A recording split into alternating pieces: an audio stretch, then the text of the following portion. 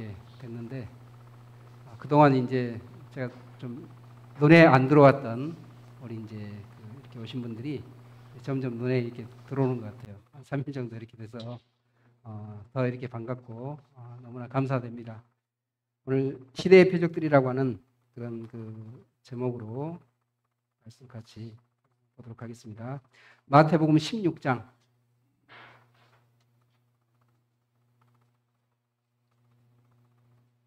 마태복음 16장 1절로부터 3절 말씀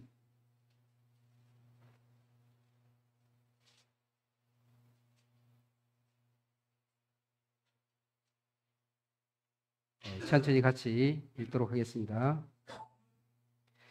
바리새인과 사두개인들이 와서 예수를 시험하여 하늘로서 오는 표적 보이기를 청하니 예수께서 대답하여 가라사대 너희가 저녁에 하늘이 붉으면 날이 좋겠다 하고 아침에 하늘이 붉고 흐리면 오늘은 날이 굳겠다 하나니 너희가 천기는 분별할 줄을 알면서 시대의 표적은 분별할 수 없느냐. 예, 감사합니다. 함께 기도하시겠습니다. 변함없이 우리를 사랑하시는 고마우신 하나님 아버지, 오늘 이 시간도 우리 각 사람의 발걸음을 이곳으로 인도하여 주신 것을 감사드립니다. 천지 만물을 창조하신 하나님께서 인류 역사의 주인이시고 각 사람 한 사람마다 그 인생의 주인이신 거룩하신 하나님께서 우리를 잊지 않으시고 우리에게 하늘에 속한 신령한 복을 주시려고 오늘 이 시간 하나님 말씀 듣게 하신 것을 감사드립니다. 하나님께서 우리의 허물을 생각지 아니하시고 우리의 죄를 기억지 아니하시고 은혜를 베풀어 주시려고 이 자리에 세웠습니다. 그 마음 하나님 앞에 겸손하게 해주시기를 원하옵고 참으로 진리를 알고자 하는 그런 마음으로 이 자리에 나아올 수 있도록 은혜를 더해 주시기를 원합니다. 하나님의 지혜를 밝히 비춰주셔서 그 심령이 어두움에서 빛으로 환하게 비춰줄 수 있도록 주님께서 이 시간을 통해서 생명의 말씀, 빛 대신 말씀으로 각 사람의 심령을 비춰주시기를 간절히 원하면서 거룩하신 우리 주 예수 그리스도 이름으로 기도드립니다. 예, 오늘은 이제 세 번째 시간인데요. 시대의 표적이라고 하는 그런 제목으로 말씀을 드리려고 합니다. 여기 이제 마태복음 16장 1절을 보면 두 종류의 사람들이 나와요. 이 사람들은 종교인들입니다. 이 사람들은 나는 착하게 살았다. 나는 의로운 삶을 살았다. 이렇게 자부하는 사람들이었어요. 나는 지금까지 살면서 그래도 내가 몹쓸 짓은 안 했어. 라는 그런 마음을 갖고 있는 사람들. 나름대로 잘 살았던 사람들. 그래서 의인이라고 생각했던 그런 사람들이에요. 바리새인과 사두개인들이 와서 예수를 시험하여 하늘로서 오는 표적 보이기를 청하니 예수 그리스도께서 이 땅에 오셨는데 당신이 진짜로 위로부터 온 사람이면 하나님이 보낸 사람이면 당신이 하나님께로부터 왔다고 하는 표적을 한번 보여봐라 이렇게 요구를 합니다. 그런데 사실 우리 주님께서 이 땅에 계시면서 귀신도 쫓아내고 문둥병자도 고치고 죽은 사람도 살리고 수많은 이적들을 행했어요.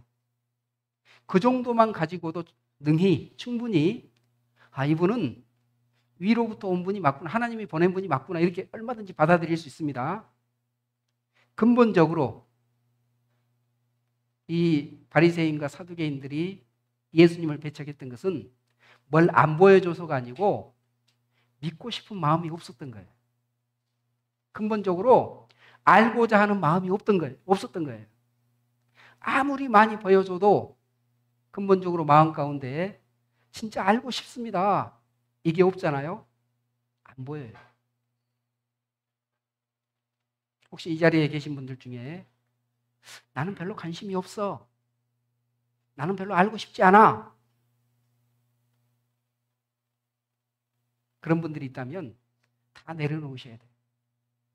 하나님은 진짜로 진리를 알고 싶어하는 사람들, 진짜로 알기를 원하는 사람들, 그 사람들한테 찾아갑니다.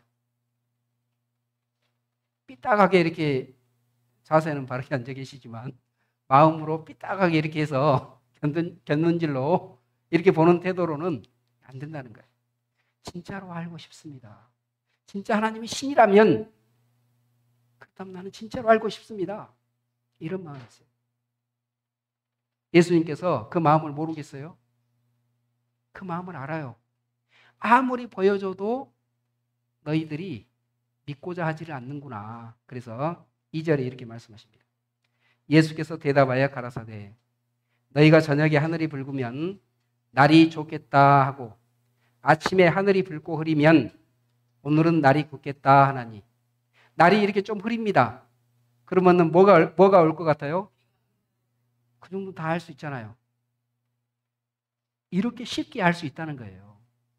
하나님이 계신지 그렇지 않은지는 알기가 어려운 게 아니고 그냥 객관적인 마음만 딱 갖고 있으면 능히 알 수 있어요. 자, 대신 천기를 분별하는 거 말고 시대의 표적, 지금 이 시대에 벌어지고 있는 일들을 보면서 이게 그냥 어쩌다 보니까 우연히 생긴 일인지 아니면 진짜로 하나님이 계셔서 하나님의 말씀대로 되고 있는 일인지, 그걸 딱 보고 하나님이 계시다 그렇지 않다고 하는 것을 아는 것은 전혀 어려운 것이 아니다. 하나님은 모든 사람이 구원을 받으며 진리를 아는 데 이르기를 원하시느니라, 이렇게 말씀하셔요. 하나님은 모든 사람이 구원받기를 원하기 때문에 하나님 아는 것이 어렵게 한 게 아니에요. 누구나 그냥 쉽게, 초등학생이 됐든지 아니면 심지어는 90이 넘은 어르신들조차도요, 하나님 계시지 그냥 자연스럽게 말씀하셔. 왜냐? 그렇게 쉽게 알 수 있게끔 해놨기 때문에. 하나님 아는 게 어렵다고 하는 것은 누구의 속삭임이냐면 사단 마귀의 속삭임입니다. 하나님 아는 것은 너무나 쉬워요. 3절 제가 다시 한번 읽겠습니다. 아침에 하늘이 붉고 흐리면 오늘은 날이 굳겠다 하나니 너희가 천기는 분별할 줄 알면서 시대의 표적은 분별할 수 없느냐. 시대의 표적이 있습니다. 자, 어제 이제 제가 말씀드린 것처럼 하나님의 애언의 특징에 대해서 말씀드렸어요. 하나님의 애언의 특징 다시 한번 써볼게요. 하나님은 천지 만물을 만드신 분이잖아요. 시간과 공간을 만드신 분. 하나님이 무한하시기 때문에 무한한 공간을 만들어 놓으셔요.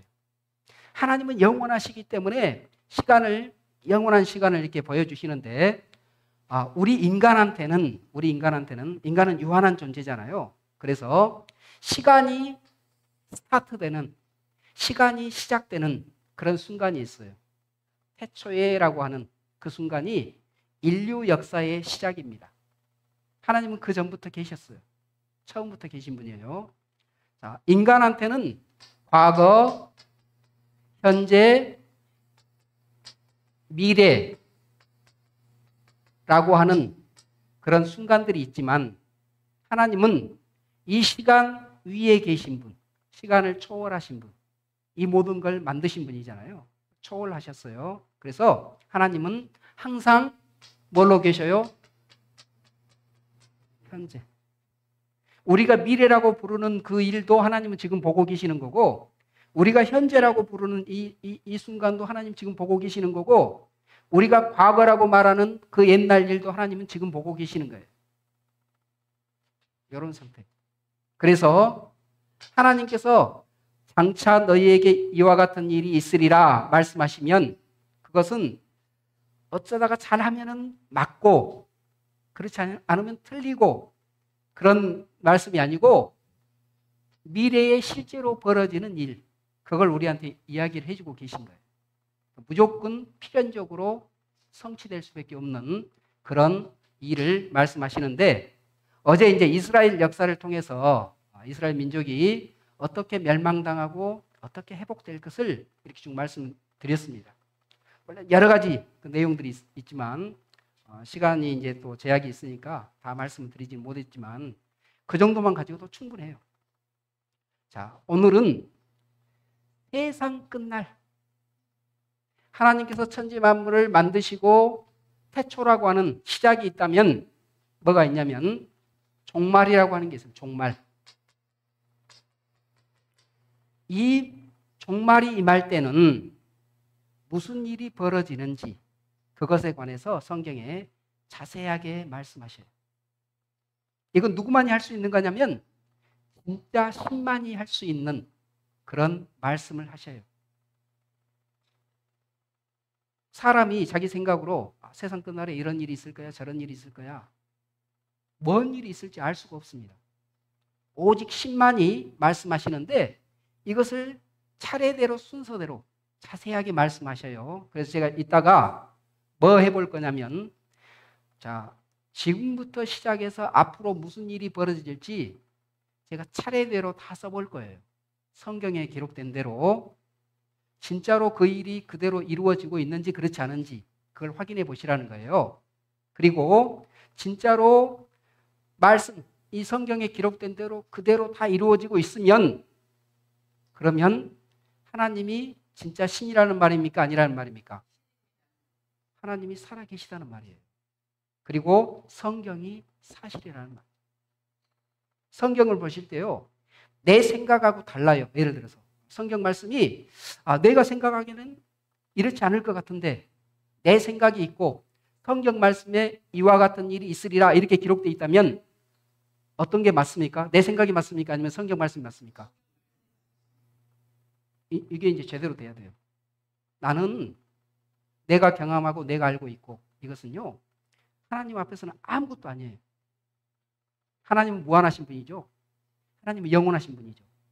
하나님은 전지하신 분이고 전능하신 분이에요. 온 우주에서 무슨 일이 벌어지는지 다 알고 계시고 지금 이 자리에 앉아 계시는 여러분들의 각 심령을 꿰뚫어 보고 계시고 그 심장의 무게를 달아보고 계시는 분이 하나님이세요. 우리가 무슨 생각을 품고 있는지 그것을 다 읽고 계시는 분. 내가 말이 좀 어둔해서 뭐라고 표현을 못해도 내 마음을 읽고 그것을 받아주시고 응답하시는 분. 그분이 하나님이세요. 종말에 관해서 지난 시간에 이사야서 41장 22절 23절 신이라는 증거, 신은 이걸 해야 된다 그렇게 말씀했어요. 다시 한번 제가 읽겠습니다. 장차 당할 일을 우리에게 진술하라. 또 이전 일이 어떠한 것도 고하라. 우리가 연구하여 그 결국을 알리라. 혹 장래사를 보이며 후래사를 진술하라. 너희의 신됨을 우리가 알리라. 또 복을 내리든지 화를 내리라. 우리가 함께 보고 놀라리라. 이렇게 말씀. 장래사, 후래사를 말씀하는데 자, 종말의 시간표를 제가 여기 한번 써보겠습니다. 앞으로 어떤 일이 벌어질지.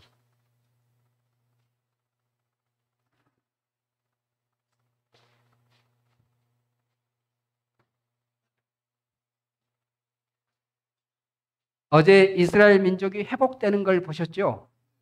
자, 1948년 이걸 기점으로 한번 해볼게요. 1948년 이스라엘의 독립.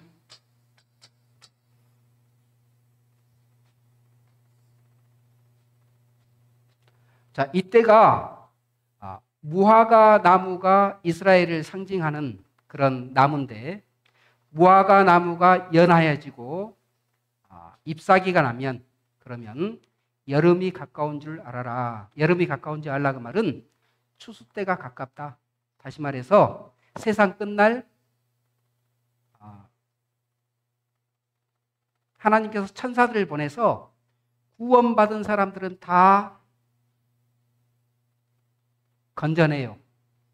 이 세상에 심판이 있는데 그 심판하기 전에 구원받은 사람들을 다 끌어올려요.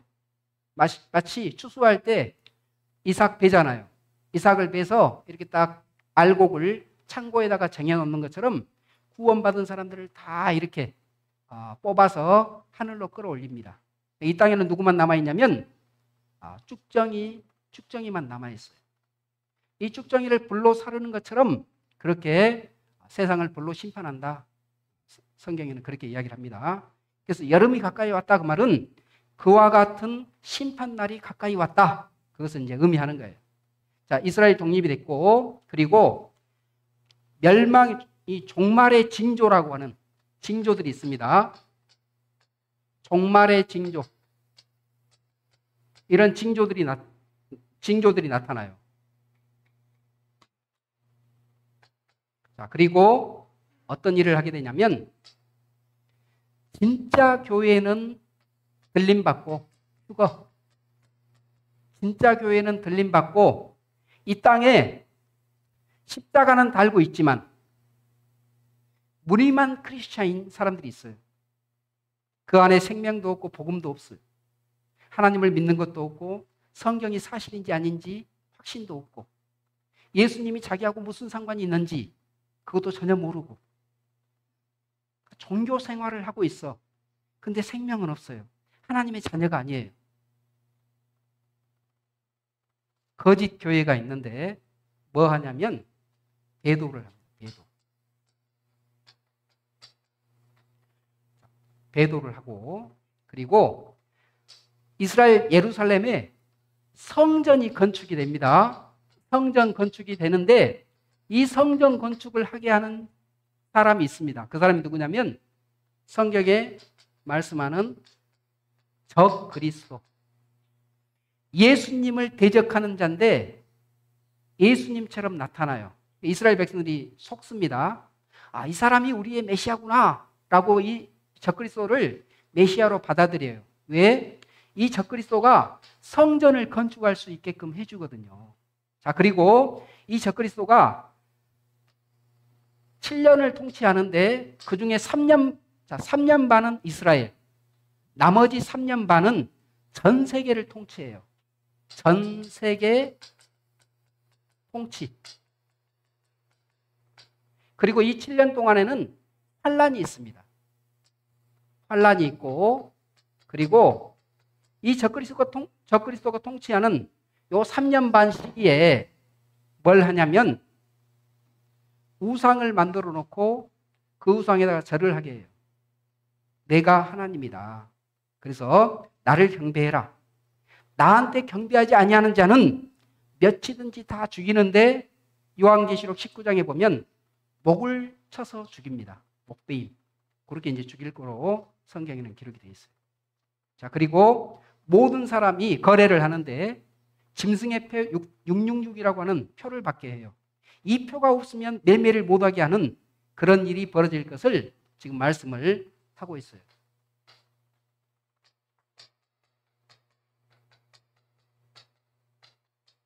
그리고 7년이 차면 예수님께서 지상 재림을 하면서 이 사단 마귀와 그 무리를 완전히 멸망시킵니다. 이게 이제 앞으로 벌어질 일. 그리고 주님이 다스리는 1000년 동안에 1000년 왕국이 있고, 그리고 백보자 심판이라고 이 땅에 살았던 모든 사람들이 이 백보자 심판 때에 심판을 받아요. 죄인은 둘째 사망, 불못에 들어가고, 의롭게 된 사람들, 깨끗하게 된 사람들은 영원한 천국에서 주님과 함께 영원히 사는, 이게 앞으로 벌어질 일들인데 이걸 이제 살펴볼 거예요. 요 종말의 징조라고 하는 것은요, 종말의 징조라고 하는 것은 지금 우리가 겪고 있는 일들하고 겹칩니다. 제가 말씀드린 요 내용이 여기 지금 정리가 쭉 돼 있는데요. 자, 이와 같은 일이 있을 것을 말씀을 하고 있는데 차례대로 볼 겁니다. 자, 베드로후서 3장 3절에서 4절 말씀에 보니까 이런 말씀이 있어요. 야, 세상에 종말이 어딨냐? 세상이 멸망한다는 그런 말이 도대체 무슨 뚱딴지 같은 말이냐? 이렇게 조롱하는 사람들이 나타난답니다.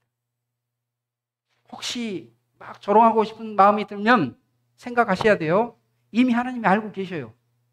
이걸 조롱하는 사람들이 나타난다는 것을. 먼저 이것을 알지니 말세에 기롱하는 자들이 와서 자기의 정욕을 쫓아 행하며 기롱하여 가로되 주의 강림하신다는 약속이 어디 있느뇨? 조상들이 잔 후로부터 만물이 처음 창조할 때와 같이 그냥 있다 하니 주님이 재림한다 그랬는데 이 주님이 강림한다고 하는 것은요, 의인들한테는 환영할 만한 일인데 악인들한테는, 죄인들한테는 무시무시한 일이에요. 심판의 날이니까. 그러니까 싫은 거예요. 주님이 온다는 게 싫어요. 그런데 이것을 기롱하는 자들이 나타나는데 그런 자들에 대해서 두려워하지 말라고.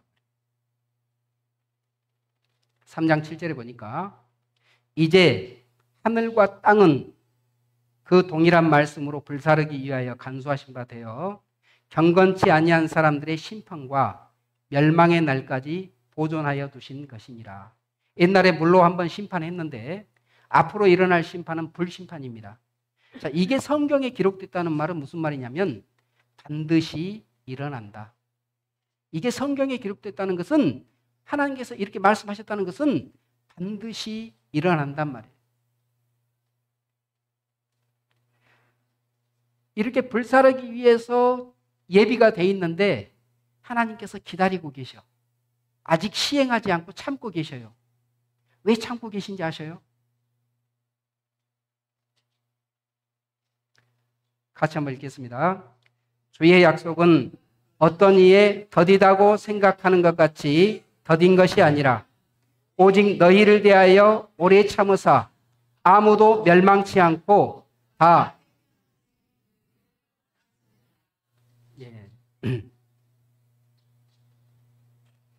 아무도 멸망치 않고 다 회개하기에 이르기를 원하시느니라. 하나님께서 바로 심판할 수 있는데 지금 참고 계신 게 있어요. 아직 구원받지 못한 사람들이 있어. 그 사람들을 좀 건지고 싶어서 좀 기다리고 있어요. 6.25 전쟁 때 이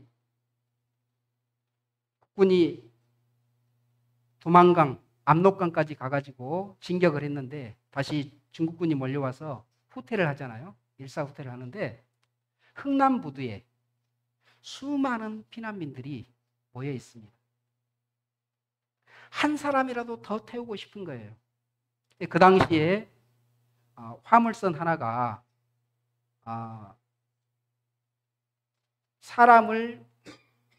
화물을 다 채우고 이렇게 사람을 이렇게 태우면 사람을 20명도 채 태우지 못하는 그런 화물선이 있는데 그 당시에 사령관이 요청을 했습니다. 화물 다 버리고 여기에 사람만 태웁시다. 거기에 사람만 태웠어요. 한 사람이라도 더 태우고 싶어서 모든 갖고 있는 짐들을 다 버리고 사람을 이렇게 채우기 시작했습니다. 그 한 사람이 중요하잖아요. 하나님께는 한 영혼이 중요한 거예요. 그래서 기다려주고 계시는 거예요. 근데 무한히 기다리는 게 아니고 그 끝이 있다는 거예요. 누가복음 17장에 이런 말씀이 있습니다. 노아의 때에 된 것과 같이 인자의 때에도 그러하리라.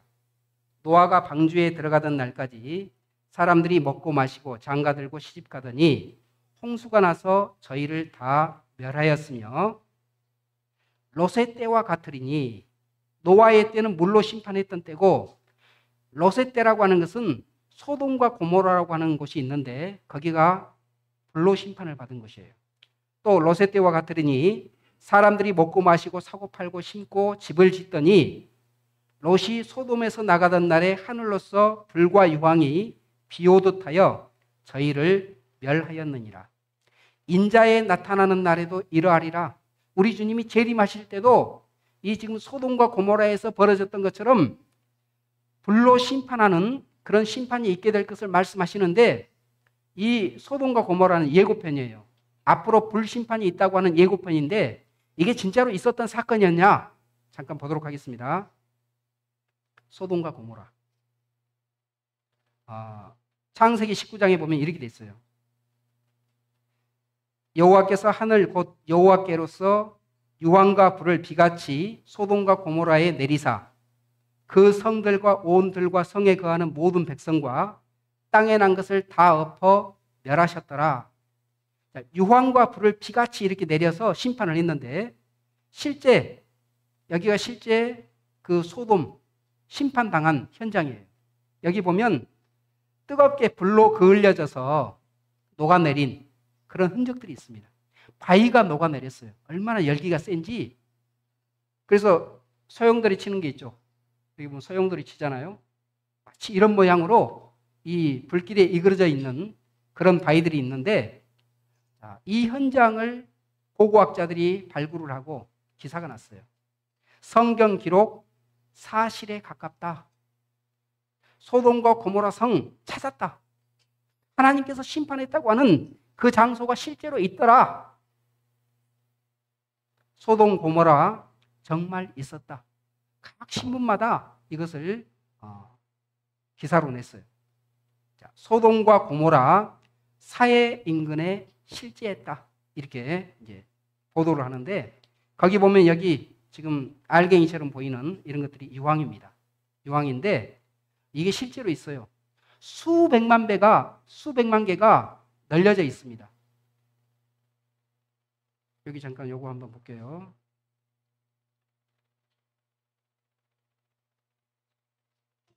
이런 것이 수백만 개 있다는 것은 하나님이 불과 유황을 이 도시에 비처럼 내렸다는 것을 보여주는 것입니다. 사전에서 유황을 찾아보면 그것이 황이라고 적혀 있습니다. 밤에 이 유황 한쪽을 불을 붙여보니 곧 황 냄새를 풍기며 예쁜 파란 불꽃이 생겨납니다. 지금 현장에 있는 거 그대로 불 신명하고 붙이면 불 붙어요. 그 연기가 어떻게 지독한지 바로 앞에서는 숨을 쉴 수가 없었습니다. 이런 이제 유황을 여러 개 샘플을 채취해 가지고 이게 진짜 성분이 어떻게 되는지 그것을 이제 그 실험실에 갖고 가서 실험을 합니다. 각 샘플은 따로따로 분석실로 옮겨집니다. 놀라운 결과가 나왔습니다.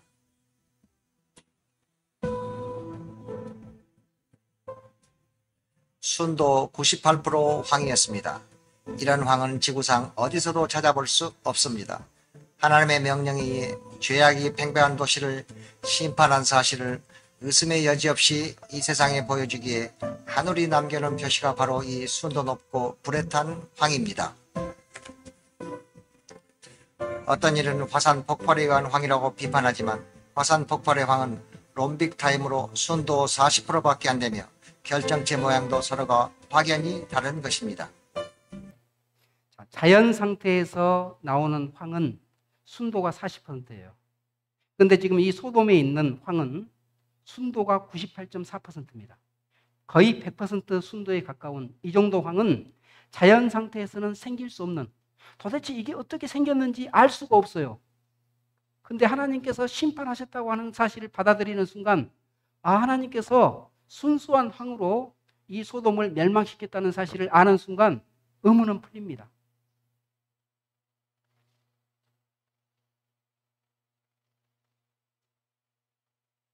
요 소돔을 보면 회개한 그런 지금 장면이 나오죠. 이 소돔은 뭘로 유명하냐면 동성애로 유명해요. 동성애가 지금 성관계를 하는 거예요. 소돔이라고 하는 영어 뜻이 뭐냐면 남색이라고 하는 뜻입니다. 그러니까 이 지금 불로 심판당하는 마지막 때의 모습이라고 하는 것은 마치 소돔성이 멸망한 것과 같은 그런 형태의 어떤 일들이 나타날 것을 하나님께서 미리 또 보여주셔요. 하나님이 얼마나 은혜롭냐면 우리한테 판단할 수 있는 충분한 것들을 다 보여주십니다.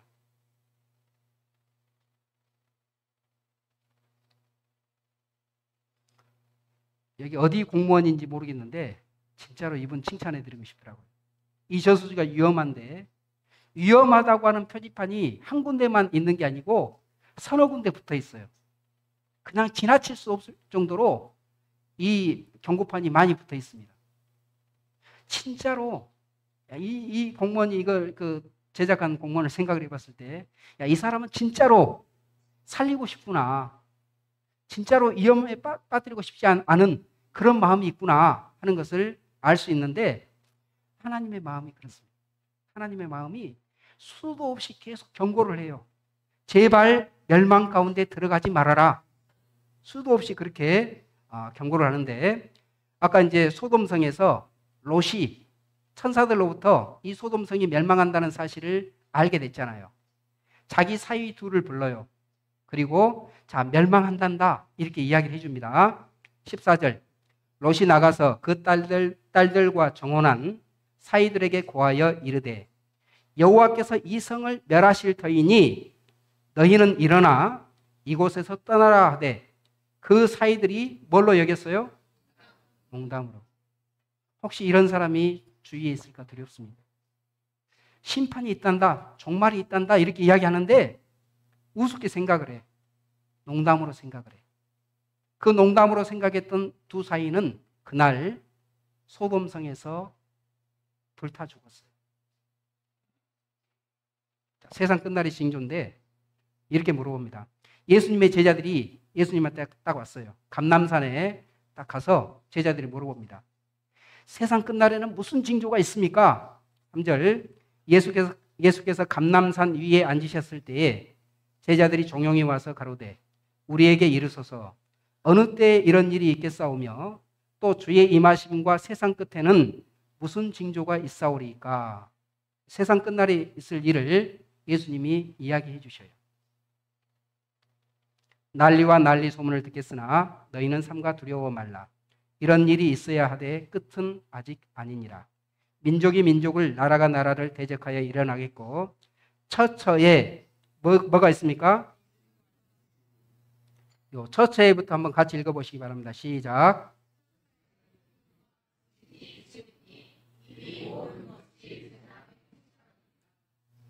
처처에 기근과 지진이 일어난 걸 보거든 이제 재난이 시작됐구나. 기근과 지진이 재난의 전부가 아니고 이제 시작됐구나 라고 하는 것은 시작을 알려주는 그 사건이에요. 누가복음에 보니까 또 이르시되 민족이 민족을, 나라가 나라를 대적하여 일어나겠고 처처에 큰 지진과 기근과 그 다음 또 뭐가 있습니까? 온역은 뭐냐면 전염병이에요. 전염병이 있겠고 또 무서운 일과 하늘로서 큰 징조들이 있으리라 이렇게 말씀하고 있는데, 자, 마태복음 24장에서는 이렇게 말씀합니다. 무화과 나무의 비유를 배우라. 그 가지가 연하해지고 잎사귀를 내면 여름이 가까운 줄을 아나니. 추수 때가 가깝다는 말이잖아요. 33절, 이와 같이 너희도 이 모든 일을 보거든 인자가 가까이 곧 문 앞에 이른 줄을 알라. 처처의 기근과 지진과 온역과 이런 일이 나타난 걸 보거든 인자가 곧 문 앞에 이른 줄 알아라. 우리 주님께서 강림한다 그랬는데 주님 오실 때가 가까이 됐다는 사실을 알아라. 다시 말해서 세상 끝날이 가까이 왔다는 사실을 알아라. 그렇게 이야기를 하고 있는 거예요. 자, 세계는 지금 어떻게 돌아가고 있는지 말씀 좀 드릴게요. 기근, 지진, 온역 여러 가지가 있는데 먼저 기후변화. 안토니오 구테우스라고 하는 유엔 사무총장이 이렇게 말했어요. 지구온난화는 끝났습니다. 지구온난화가 끝났대요. 이게 반가운 소리가 아니에요. 왜냐하면 그 다음 말이 더 두렵기 때문에. 무슨 시대가 도래했어요? 지구가 끓어오르는 시대가 도래했습니다. 지구가 끓어오릅니다. 해마다 매해 여름 계속 더워지고 있죠?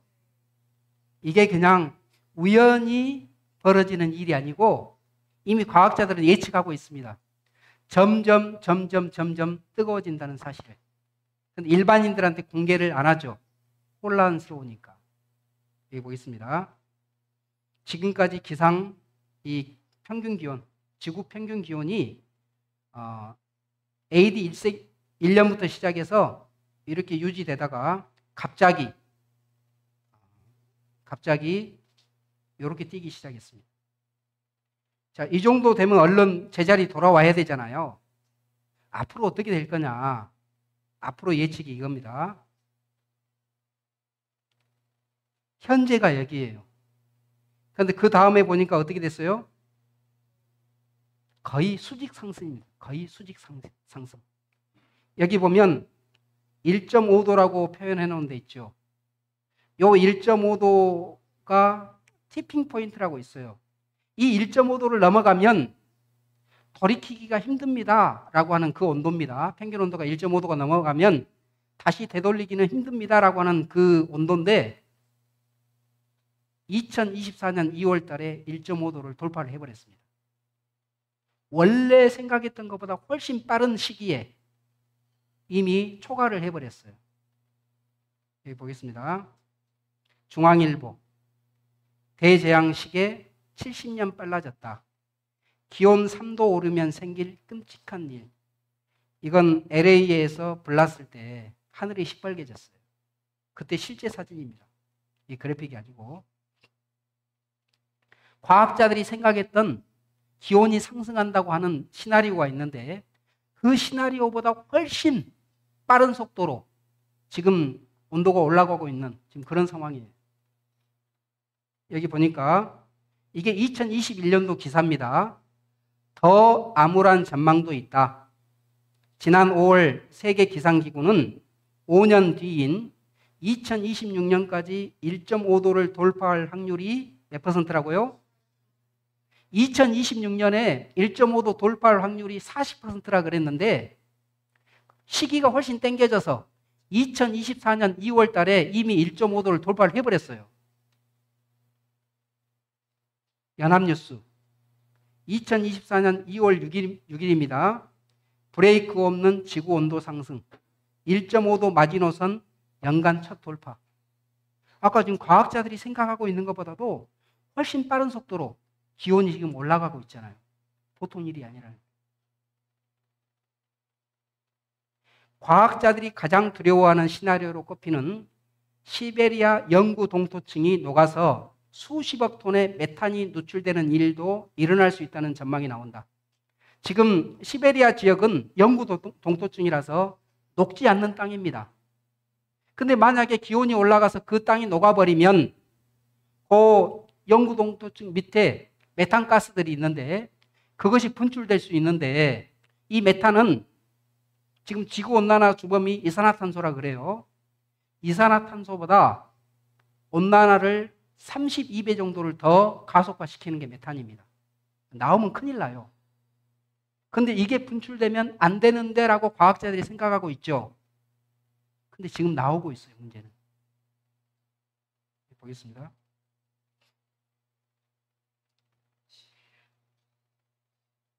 지구의 기온은 지난 100년간 유례없이 급격하게 상승했습니다. 산업혁명으로 화석연료를 본격 사용하면서부터였죠. Experts have said 1.5 degrees Celsius is critical in climate change. It is the tipping point. So what will happen if the temperature rises above that? 티핑 포인트를 벗어난 지구는 열과 수증기, 탄소의 순환에 제동이 걸리며 극단적인 기상현상을 불러오고 수많은 생명들을 죽음으로 몰아갑니다.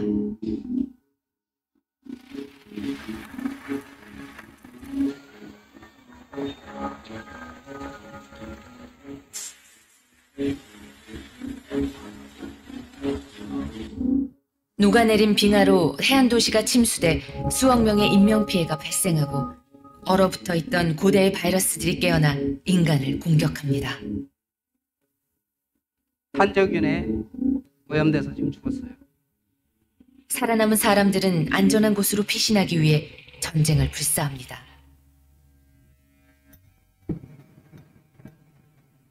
핵무기가 동원된 전쟁이 일어날 가능성도 배제할 수 없습니다. 여긴 잘 보세요. 영구 동토층이 녹아서 만들어진 열 카르스트 지형. 이곳에서 새어나오는 것이 있습니다. 다량의 메탄입니다.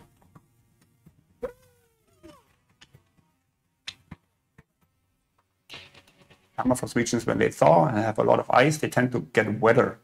And methane-producing bacteria love these environments because there's almost no oxygen in the ground. So methane has a much higher global warming potential than CO2 on the same timescales. Methane has a 32 times factor in its global warming potential. It breaks down quicker in the atmosphere than CO2. 메탄이 더 많은 메탄 배출을 부르는 악순환 끝에 지구 곳곳엔 폭발성 구름이 형성되고 거대한 폭발로 이어집니다. 지구 곳곳의 생물들이 절멸합니다. 이게 과학자들이 생각하는 가장 두려운 시나리오. 메탄이 분출돼서 지구온난화보다 이산화탄소보다 32배 더 가속화된 온난화가 진행이 되고 대기에 폭발성 그런 기체들이 이렇게 생기면서 그 온통 불바다를 만들 수 있는 그런 환경이 조성되는 것, 그것을 굉장히 두려워하고 있는 거고, 지금 전 세계적으로 산불이 굉장히 많이 일어나고 있어요. 그것도 이유가 있고 이미 요한계시록에 그와 같은 일이 있을 것을 말씀하고 있습니다. 2100년까지 4.5도가 오르면 동식물 절반 멸종이라 그랬는데 2100년까지 4.5도 오르는 것은 당연한 거고 그 전에 이걸 돌파할 수 있다고 하는 지금 우려가 있습니다. YTN에서 지난해 역대 가장 뜨거웠다 그랬는데 이건 해마다 계속 갱신되고 있어요. 사하라 사막 위에 눈이 내렸습니다. 스페인 폭우로 8시간 동안 1년치 폭우가 내렸어요. 이런 기상이변은 이제는 너무나 흔한 그런 일이 되고 있습니다. 빙하가 녹아내리고 있는데 YTN에서 이렇게 뉴스가 나간 거예요.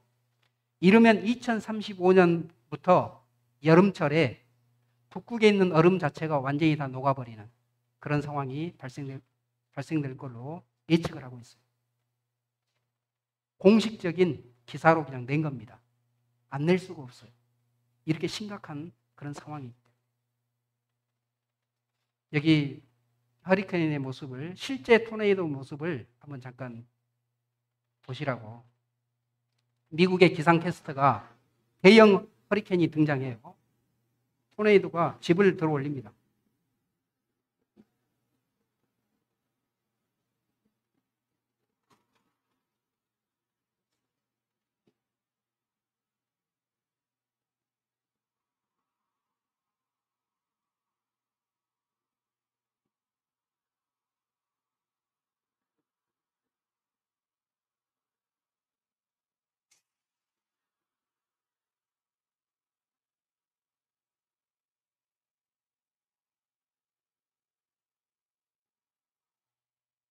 작년에 이 미국 기상캐스터가 지금까지 발생했던 허리케인 중에서 가장 강력한 허리케인이 이렇게 이제 올라오는 것을 보면서 눈물을 뚝뚝 흘렸습니다. 100만 명에게 대피하라고 그렇게 경고문을 날렸는데 실제로 그 허리케인이 올라왔을 때 아까 봤던 토네이도 있죠. 토네이도가 3개가 동시에 같이 움직였어요. 허리케인하고. 살 수 없는 그런 두려운 환경이 되고 있습니다. 이렇게 곳곳마다 산불이 일어났는데 이런 산불은요, 한번 생각해 보세요. 요 등성이에 내가 지금 서 있는데 뒤에서 지금 불길이 치솟고 이 속도가 얼마나 빠르냐면 제가 연말에 그 미국의 실리콘밸리에서 일하고 있는 친구가 있습니다. 우연히 연말에 이렇게 모임 때문에 와서 대화를 하는데 미국 LA에서 불이 나잖아요. 이 불을 사람이 끌 수 있는 불이 아니에요. 우리 드라이기 있잖아요. 드라이기에다가 이렇게 뜨거운 그런 열기로 해서 바람이 나오게 하는 그 정도 속도로 바람이 분답니다. 그러니까 이것은 사람이 끈다고 하는 것은 상상을 못하고 그냥 번지지 않게 막는 거. 이게 이제 소방관들이 할 수 있는 최선의 것이고 비가 와야만 꺼져요. 호주에서 불이 났는데 5개월 동안 불탔잖아요. 사람이 못 끕니다. 결국 비가 와서 꺼졌어요. 캐나다에서도 불이 났죠. 캐나다에서도 거의 한 4개월 가까이 불이 났는데 사람이 끄지를 못합니다. 하나님이 꺼주셔야 돼. 비가 내려서 꺼져요. 지금 그런 시대예요. 여기 기후변화가 가져온 대재앙. 이런 산불이 그러면 어떻게 생겼냐. 누가 불 지른 게 아니고 자연 발화라고 자연 상태에서 불이 납니다. 요한계시록 8장 7절 한번 다시 한번 읽어볼까요? 첫째 천사가 나팔을 부니 피 섞인 우박과 불이 나서 땅에 쏟아지매 땅의 3분의 1이 타서 쌓이고 수목의 3분의 1도 타서 쌓이고 각종 푸른 풀도 타서 쌓이더라. 본격적으로 이 환란이 임할 때는, 재앙이 임할 때는, 본격적인 재앙이 임할 때는 전 세계 3분의 1이 불바다가 되는 그런 일이 벌어지는데 지금 우리가 이렇게 겪고 있는 이것은 예고편이에요. 예고편. 하나님께서 그와 같은 일을 한다고 하는 것이 거짓된 게 아니고 이게 틀림없이 일어날 수 있는 일이라고 하는 것을 우리한테 먼저 보여주는 겁니다. 이런 일이 능히 일어날 수 있고 사람들은 속수무책으로 그것을 손을 쓸 수 없이 당할 수밖에 없는 그런 환경에 있다는 것을 우리한테 보여주는 거예요. 이렇게 기온이 올라가죠. 가장 먼저 타격받는 게 뭐냐면 식량, 먹는 게 문제예요. 그래서 세계 식량농업기구에서 지구상 80억 중 10% 가까이가 식량 부족으로 지금 있는데 이게 점점 확대가 된다고 하는 것을 밝히고 있어요. 기후위기로 전례 없는 식량위기 온다. 우리나라 곡물 자급률이 몇 %냐면 우리나라가 농촌이 많은 것 같아도 실제로 곡물 자급률이 낮습니다. 그래서 19.5% 정도 돼요. 거의 한 80%는 수입에 의존합니다. 만약에 식량이 떨어져서 외국에서 수입을 이 수출을 거절하잖아요. 우리는 굶어야 돼요. 그러면 굶어서 죽을 수 없잖아요. 그래서 전쟁이라고 하는 것은 우리가 이렇게 먹고 살만할 때는 전쟁이 안 일어납니다. 무기는 있는데 먹을 것이 없다. 그럼 살기 위해서 전쟁 안 할 수가 없어요. 전쟁은 그렇게 나오는 거예요. 쌀을 빼면 그나마 우리가 쌀 때문에 이 자급률이 좀 높은데 그나마 쌀을 빼버리면 우리나라 곡물 자급률이 3.2%. 그러니까 쌀 농사 망쳤다. 그럼 큰일 나는 겁니다. 진짜로. 그런 상황이에요. 근데 기온이 상승하면 그러면 전 세계적으로 기근이 임한다고 그렇게 이야기를 합니다. 자, 지구 구할 기회가 마지막 앞으로 2년 남았다라고 이야기하는데 이 2년이라는 게 무슨 뜻이냐면 구할 수 있는 기회가 있다는 말이 아니고 가망이 없습니다는 말을 하고 싶은 거예요. 왜냐? 전 세계 사람들이 이 지금 기후온난화를 막는데 전 세계 사람들이 힘을 합쳐야만 2년 정도가 남은 거고 전 세계 사람들이 동참하지 않으면 이것은 가망이 없는 그런 이야기입니다. 그 말을 지금 하고 있는.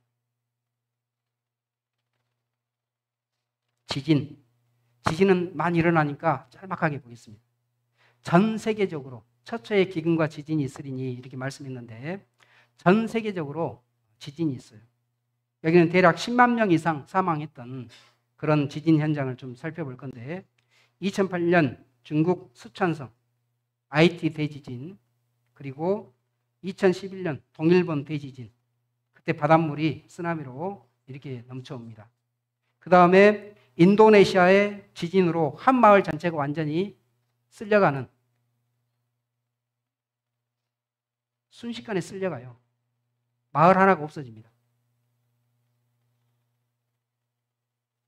터키 이런 자연재해에 대해서 사람들이 어떻게 말하냐면 옛날에도 지진이 있었지 않냐 이렇게 이야기를 해요. 옛날에 있었죠. 근데 지금 벌어지는 거하고 완전 달라요. 지금은 발생 빈도가 지금 최근 20년 동안 발생됐던 대형 지진이 과거 600년 이상 발생됐던 대형 지진보다 숫자가 더 많습니다. 최근 20년이. 요 다음 그래프 이렇게 돼 있어요. 이렇게. 비교할 수 없이 급격하게 늘어나 있어요. 이것은 정상이 아니고 어떻게 이런 일이 있을 수 있지? 라고 생각할 정도로 그런 상황이에요. 하나님께서 말씀하셨잖아요. 처처의 기근과 지진이 있으리니 종말의 징조로. 2000년부터 2020년까지 진도 6 이상 지진 발생 지역인데 전 세계로 펼쳐져 있어요. 전 세계적으로 892건, 진도 6 이상만.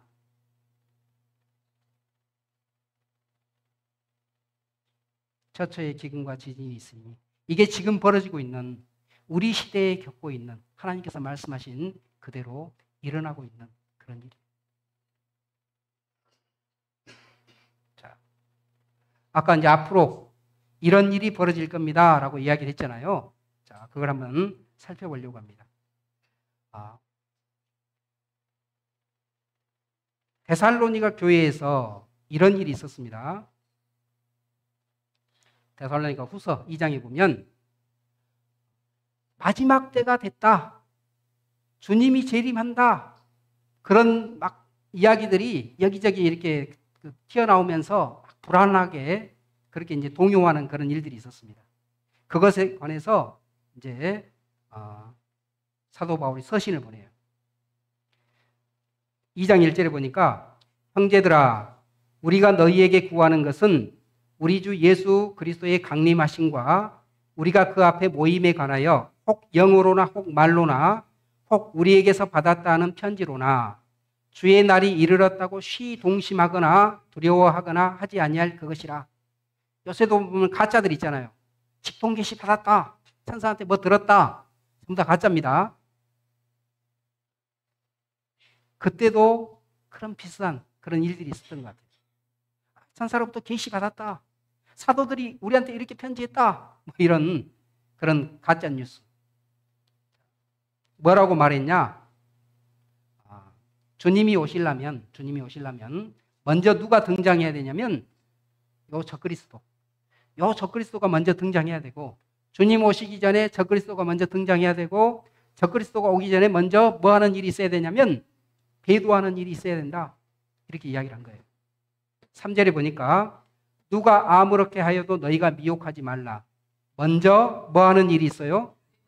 배도하는 일이 있고 세상에 지금은 섞여져 있기 때문에 다 교회처럼 보이잖아요. 근데 진짜 생명이 있는 교회가 있는가 하면 생명이 없는 데도 있어요. 가짜도 있어요.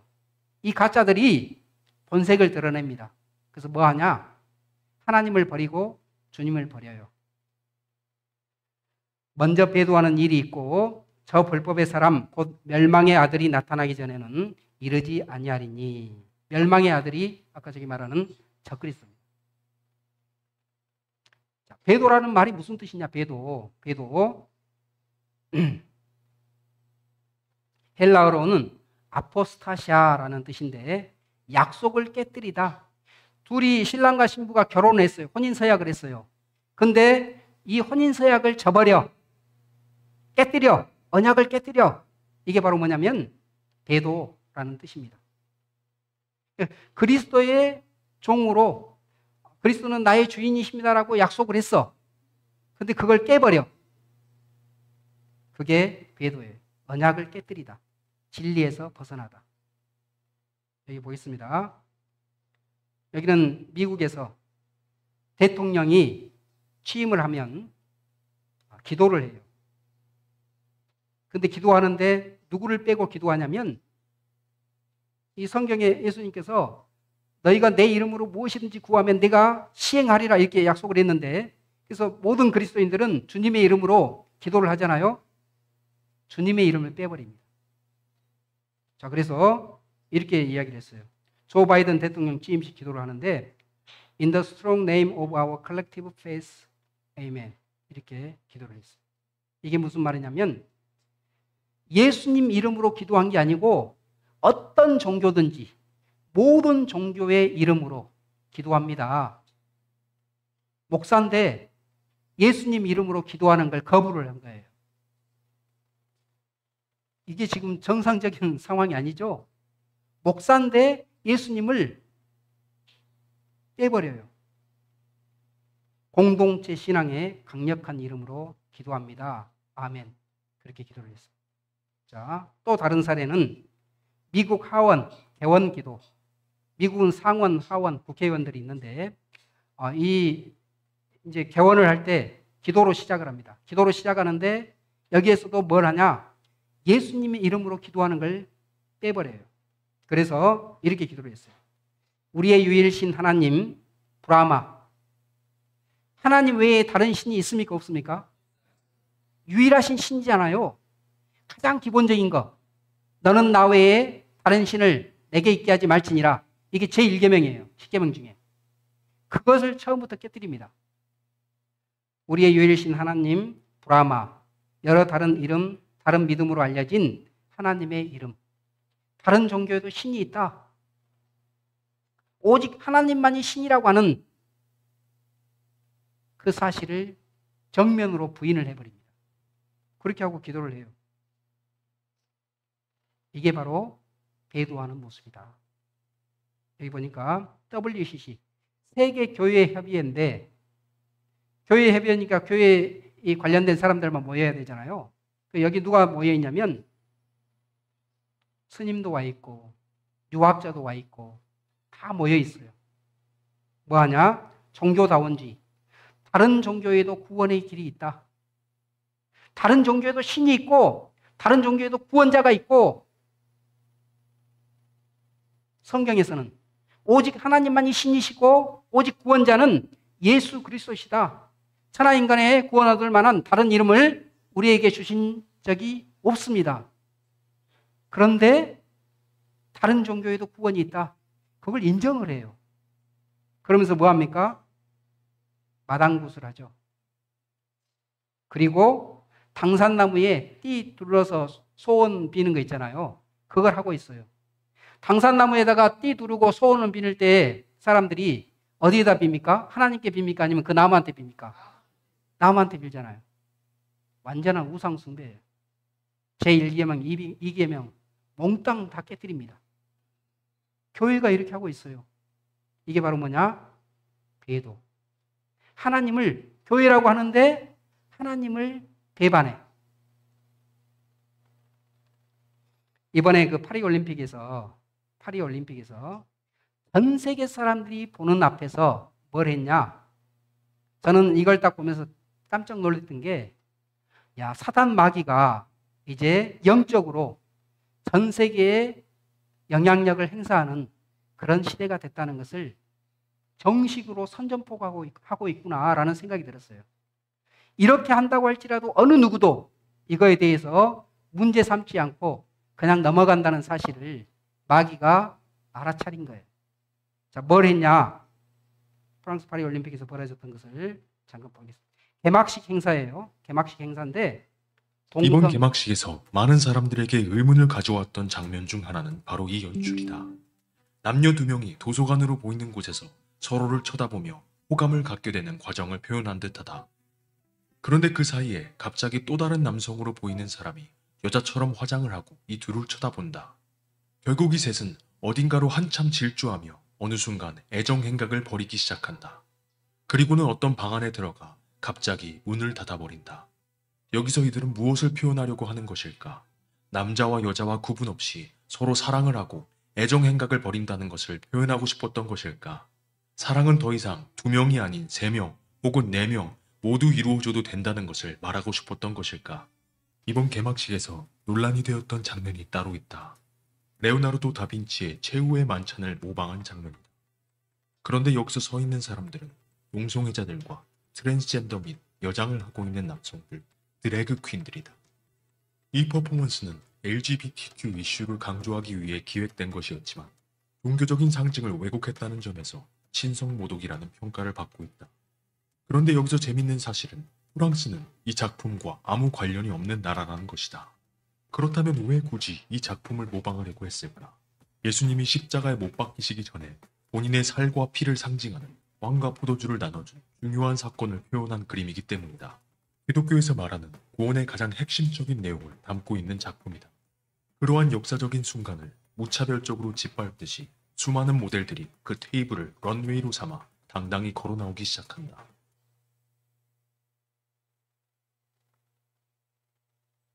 여기 보면 지금 이 사람이 남자인지 여자인지 모르겠어요. 여기는 그 동성애자들이 지금 다 모여져 있고, 그리고 여장 남자, 그러니까 남자입니다. 근데 여자의 옷을 입고 있는 그런 사람들이 등장했기 때문에 뭐 이렇게 뒤섞여서 분간이 안 돼요. 그런데 이 모자가 의미하는 건 뭐냐면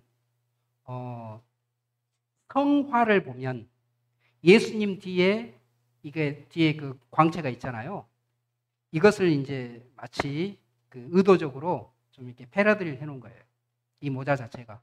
아까 그 레오나르도 다빈치의 최후의 만찬, 그것을 패러디한 그런 모습하고 똑같은 거예요.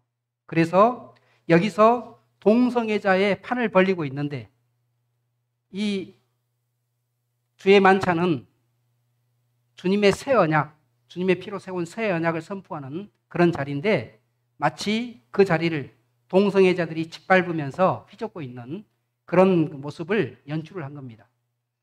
아까 이 세상 마지막 때의 심판이라고 하는 것은 동성애, 소돔성의 멸망과 관련이 됐다고 그랬잖아요.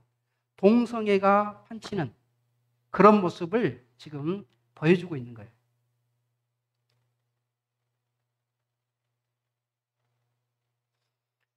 미국 성공의 주교들인데 주교 이 서품을 받습니다. 근데 이 사람들이 어떤 사람들이냐면 동성애 커플이에요. 동성애자인데 지금 사제 역할을 하겠다. 그렇게 하면서 지금 서품을 받고 있습니다. 미국 장로교에서 결혼에 대한 정의를 바꿨어요. 어떻게 바꿨냐? 결혼에 대한 정의를 한 남자와 한 여자에서 두 사람으로 정의를 바꿉니다. 이 두 사람은 남자와 남자 또는 여자와 여자가 돼도 결혼으로 인정해 주겠다, 이런 뜻이 담겨져 있어요. 이미 동성애 자체를 받아들였습니다. 자, 하나님은 동성애에 대해서 뭐라고 말씀하시냐? 로마서 1장 26절에 보면 이를 인하여 하나님께서 저희를 부끄러운 욕심에 내어버려 두셨으니 곧 저희 여인들도 순리대로 쓸 것을 바꾸어 영리로 쓰며 이와 같이 남자들도 순리대로 여인 쓰기를 버리고 서로 향하여 음욕이 부릴 듯하며 남자가 남자로 더불어 부끄러운 일을 행하여 저희의 그릇 때문에 상당한 보응을 그 자신에 받았느니라. 동성애에 대해서 하나님께서 가증히 여기는 그런 죄라고 하는 것을 성경에 명백하게 밝히고 있고, 32절 같이 읽겠습니다. 저희가 이 같은 일을 행하는 자는 사형에 해당하다고 하나님의 정하심을 알고도 자기들만 행할 뿐 아니라 또한 그 일을 행하는 자를 몰타하느니라. 지금 세상이 그래요. 자기들만 그 일을 할 뿐 아니라 다른 사람들까지도 다 합세를 해서 인정해라. 그런데 이와 같은 일을 행하는 자는 사형에 해당하다. 누가 정했어요? 하나님이 정했잖아요.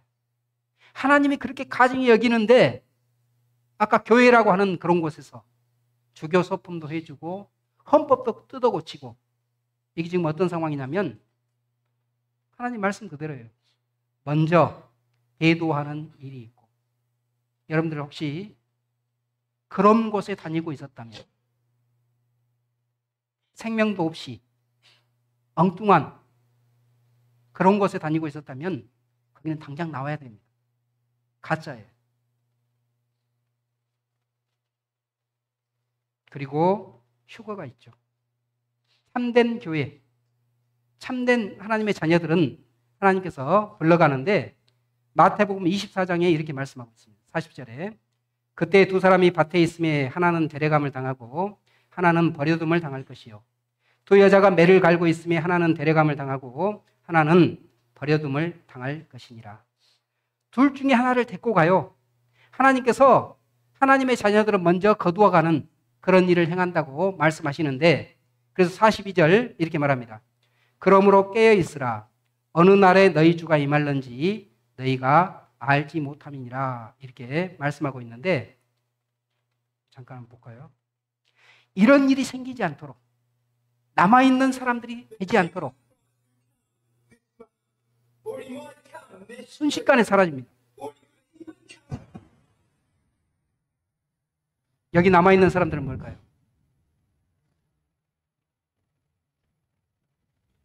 만약에 주님께서 오늘 천사장의 호령과 나팔로 딱 부는 순간 이 자리에서 구원의 확신이 없고 생명을 얻지 못한 사람은 남아있겠지만 하나님의 자녀들은 순식간에 들려 올라가요.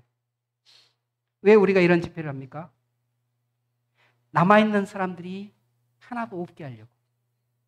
모든 사람들이 이 말씀을 듣고, 우리 주님께서 그렇게 말씀하셨어요. 아버지께서 내게 주신 자를 내가 하나도 잃어버리지 않냐고, 다 아버지께 데리고 가고 싶다고 하는 그런 말씀하셨는데, 그런 마음, 이 자리에 온 사람이 한 사람도 잃어버리지 않고 다 하나님의 자녀로 천국 가는 그런 사람이 되기를 원합니다.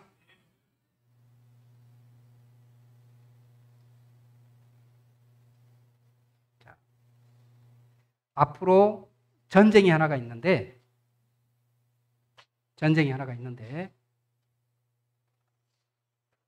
아마 요 사이에 있을 것으로 생각되는 그런 전쟁입니다. 이걸 이제 곡과 마곡의 전쟁이다 그렇게 말하는데, 지금으로부터 2700년 전에 이와 같은 전쟁이 있을 것을 말씀하시면서 이 전쟁에 어떤 나라가 참전할지 생각을 해보세요. 2700년 전에 예언을 했는데 지금 세상 끝날에 전쟁에 참여하는 나라들의 이름을 다 적어놔요. 기가 막히지 않습니까? 곡과 마곡의 전쟁.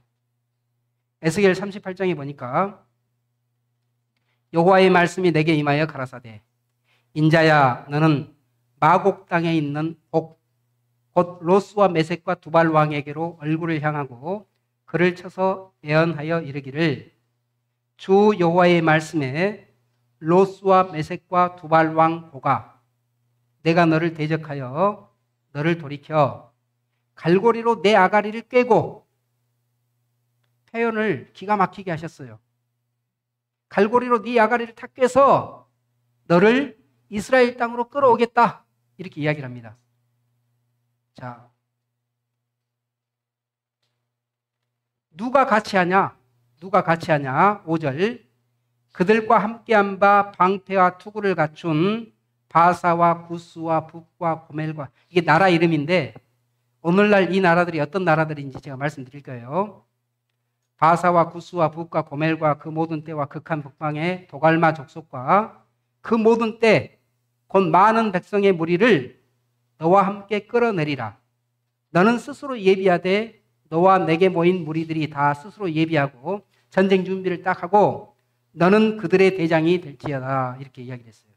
이 대장이 된다고 하는 것은 곡, 로스와 메섹과 두발 왕 곡이라고 하는 요 존재가 대장이 돼서 아까 그 연합군들을 이끌고 공격을 하는데, 어디를 공격하냐면 이스라엘 땅을 공격합니다. 8절에 보니까 여러 날 후, 곧 말년에, 영어 성경에서는 end of end라고 되어 있어요. 끝 중에 끝. 세상 끝날에 네가 공격을 한다, 이스라엘을. 내가 명령을 받고 그 땅, 곧 오래 황무하였던 이스라엘 산에 이르리니 그 땅 백성은 칼을 벗어나서 열국에서부터 모여 들어오며 이방에서부터 나와서 다 평안히 거하는 중이라. 이스라엘이 독립되기 전에 전 세계에 뿔뿔이 흩어져 살았잖아요. 1948년에 이 땅에 돌아오기 시작해서 점점 모아지고 있잖아요. 이렇게 모아진 상태에서 네가 공격을 할 것이다, 그 이야기를 하고 있어요. 그러니까 지금 이제 마지막 때, 우리가 살고 있는 시대가 사실은 마지막 시대입니다. 이 마지막 때에 지금 이와 같은 전쟁이 벌어질 것을 이야기하는데, 이게 BC 600년에 예언을 한 거예요. 지금으로부터 2600년 전. 제가 역으로 이렇게 한번 말씀드려 볼게요. 앞으로 2600년 후에 우리나라를 주변으로 둘러싸고 어떤 나라들이 연합해서 공격해 들어올지 맞출 수 있는 분 계셔요? 있을 수가 없죠. 근데 성경에서 하나님이 지금으로부터 2600년 전에 이런 나라들이 한두 개도 아니고 이렇게 여러 나라들이 연합해서 공격한다. 그렇게 지금 이야기를 하고 있어요. 자, 로스와 메섹과 두발 왕이 도대체 여기가 어디냐? 로스, 메섹, 두발. 딱 생각나는 혹시 나라 있습니까? 네, 러시아. 없습니다라고 해야지 제가 좀 이렇게 풀어가는데. 러시아. 예, 좋습니다. 우리나라 사람들이요, 기가 세답니다. 강대국에 대해서 이렇게 확 깔아뭉개는데, 미국 사람들은 뭐라고 부른지 아세요? 양키라고 불렀어요. 소련 사람들은 뭐라고 불렀습니까? 로스케. 이 1900년대 초반에 이 소련 사람들, 러시아 사람들을 로스케라고 불렀어요. 로스케. 여기 보면 로스라는 말은 로서아라는 말 들어봤죠. 이 러시아의 어원이 되는 말이 로스입니다. 그리고 메섹은 모스크바의 어원이에요. 그 두발은 두발리스크 공화국이 러시아에 있던 공화국의 이름이에요. 이건 공통적으로 누구를 가리키고 있냐? 러시아를 가리키고 있어요. 이 러시아 소련을 가리키고 있는 그런 지명인데, 이 소련의 국기를 보면요, 소련의 국기는 뭐가 들어가냐면 갈고리가 들어가 있어요. 이 붉은 군대를 노농저기대 이렇게 말하잖아요. 노동자와 농민으로 구성된 그런 군대예요. 그래서 망치는 노동자, 낫은 농민을 의미합니다. 근데 요 갈고리로 꽉 찍어서 너를 끌고 온다. 하나님께서요, 기가 막힌 표현을 했어요. 이 나라의 특징을 딱 살려가지고 성경에다가 지금 표현을 해놓은 겁니다. 너를 돌이켜 갈고리로 내 아가리를 깨고 이스라엘 산으로 끌고 오는데, 자, 동맹국들이 있잖아요. 어떤 나라가 동맹국이냐? 바사는 한자로 파사라고 이렇게 부르는데, 파사는 어디를 가리키는 말이냐면 페르시아를 중국에서 파사라고 부릅니다. 우리 성경은 중국 이 한자 성경을 이게 이제 대본으로 해서 번역을 한 거예요. 그래서 그 용어를 그대로 썼습니다. 바사는 페르시아, 지금의 이란은 1940년대 이전까지 페르시아라는 국명을 썼어요. 그걸 이란으로 이렇게 개명을 했습니다. 구스는 어디냐면 이디오피아, 그리고 붓은 리비아, 고멜은 동유럽, 도갈마는 터키. 자, 이렇게 돼 있는데, 지금 현 시대에서 이 나라들을 딱 보니까 공통점이 있어요. 어떤 공통점이 있냐면 이런 공통점이 있습니다. 반미 친러 국가 또는 이슬람 반 이스라엘 국가. 신기하게도 이렇게 구성이 되어 있어요. 지금 현재로 보면 러시아는 반미 국가죠. 이디오피아는 1950년대에 우리나라를 도와줬던 우리의 우방입니다. 근데 이게 갑자기 1970년대에 공산화가 됐어요. 지금 공산국가예요. 그래서 반미국가. 그 다음에 동유럽 국가들은 이 소련 밑에 있으면서, 구소련 밑에 있으면서 공산권에 있었던 그런 나라들이죠. 자, 이란은 이슬람 국가죠. 지금 이스라엘과 가장 대립하고 있는 나라 중에 하나입니다. 리비아, 아까 붓이 리비아라 그랬는데, 리비아는 전통적으로 이 이슬람 국가, 이스라엘의 적대적인 그런 나라고, 터키는 친미 국가에서 지금 친러 국가로 바뀌었어요. 러시아하고 지금 우호적인 그런 관계에 있습니다. 그리고 이슬람 국가예요. 자, 이 이슬람이라고 하는 것은요, 아까 에스겔이라고 하는 선지자가 2600년 전에 예언을 했다 그랬잖아요. 에스겔이 예언한 지 1200년 후에 이슬람이 생겨요. 그리고 에스겔이 공산주의는 언제 생겼냐면 1800년 800년대에 생겼습니다. 그러니까 지금으로부터 200년도 안 돼요. 공산주의가 생긴 것은. 근데 신기하게도 2600년 전에 애언을 했는데 지금 그 나라들이 이렇게 구성이 돼 있어요. 신기하지 않습니까? 이건 기가 막힌 거예요. 이건 놀라운 겁니다. 자, 이렇게 공격을 한다 그랬는데 두 나라가 굉장히 의미가 있는 나라인데 빠져 있어요. 어떤 나라가 빠졌냐면 여기 보면 바벨론이라는 나라가 있고 애굽이라고 알려진 이집트라는 나라가 있어요. 이 나라들이 사실은 이스라엘 공격할 때 들어와야 되는데 이 두 나라가 에스겔의 예언에서는 빠져 있습니다. 사실 에스겔이 예언했을 당시에 이스라엘을 멸망시킨 나라가 어떤 나라냐면 바벨론이에요. 그러니까 바벨론은 반드시 이 지금 곡과 마곡 전쟁에서 이름이 들어가야 될 나라 같은데 빠져 있어요. 그리고 이집트도 들어가야 될 나라 같은데 빠져 있어요. 왜 그러냐? 이집트는 지금도 꿈쩍 안 합니다. 이스라엘하고는 안 싸워요, 절대. 왜냐? 1978년도 캠프 데이비드 협정이라고 하는 게 있습니다. 3차 이 중동 전쟁 때 시나이 반도를 뺏겼어요, 이집트가. 이 시나이 반도를 돌려받으면서 캠프 데이비드 협정을 통해서 앞으로 절대로 이스라엘과 싸우지 않겠습니다. 그 약속을 했던 거예요. 그래서 지금 이집트는 어떤 아랍권이 이스라엘과 공격을 해도 이집트는 절대 끼지 않습니다. 무조건 빠져요. 자, 그리고 바벨론은 지금의 이라크인데 이라크는 1991년 걸프 전쟁 때 완전 박살났습니다. 지금 일어서지를 못하고 있어요. 끔찍도 못하고 있어요. 이 두 나라가 빠져 있어요. 정확하죠. 하나님의 이 말씀은 너무나도 정확해요. 자, 그래서 여기 보면 러시아, 이란 뭉친다 이렇게 됐죠. 서방 제재 대상.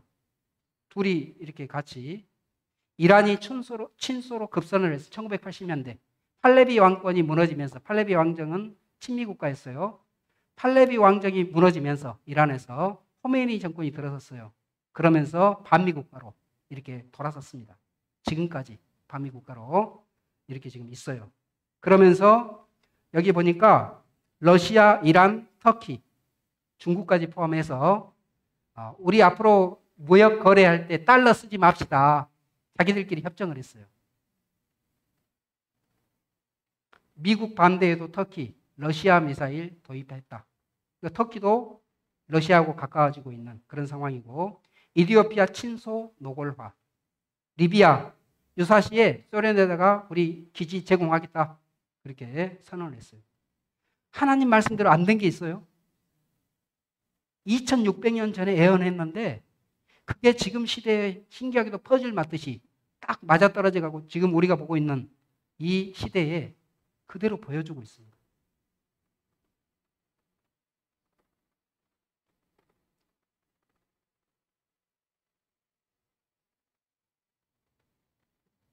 적그리스도 한번 보겠습니다.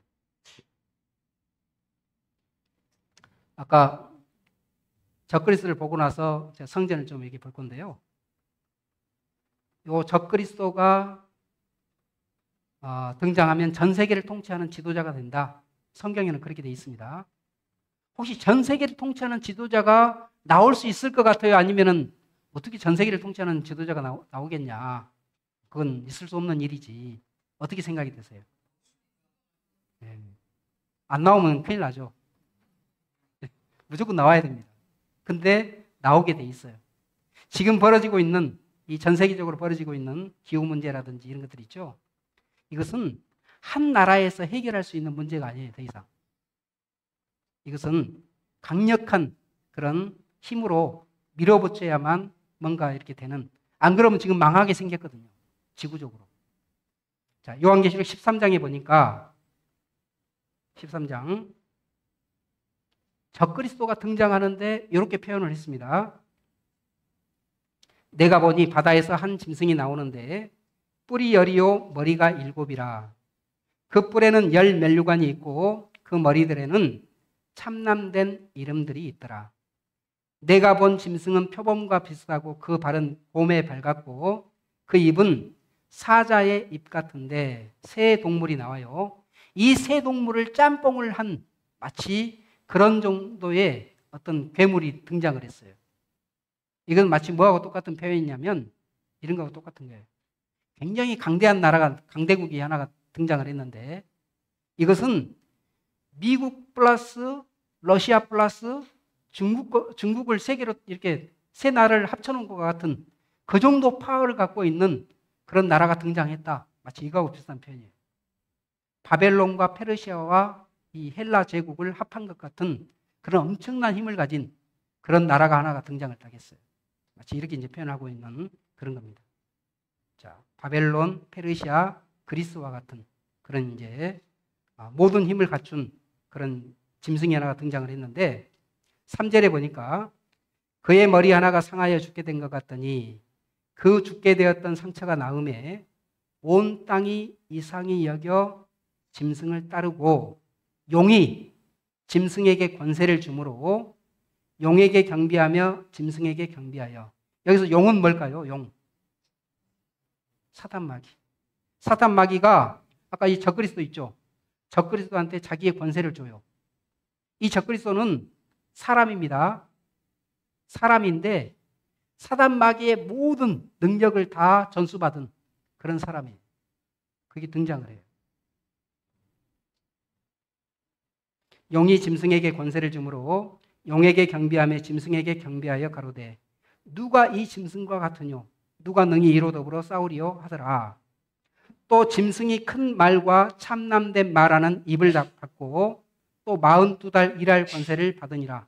3년 반, 42달이 3년 반인데 3년 반 일할 권세를 받았는데 자, 어떤 권세를 받았냐? 전 세계를 통치하는 권세를 받아요. 또 권세를 받아 성도들과 싸워 이기게 되고 각 족속과 백성과 방언과 나라를 다스리는 권세를 받으니 전 세계 모든 사람을 통치하는 권세를 받습니다. 8절 여기 중요하니까 같이 한번 읽어보겠습니다. 시작.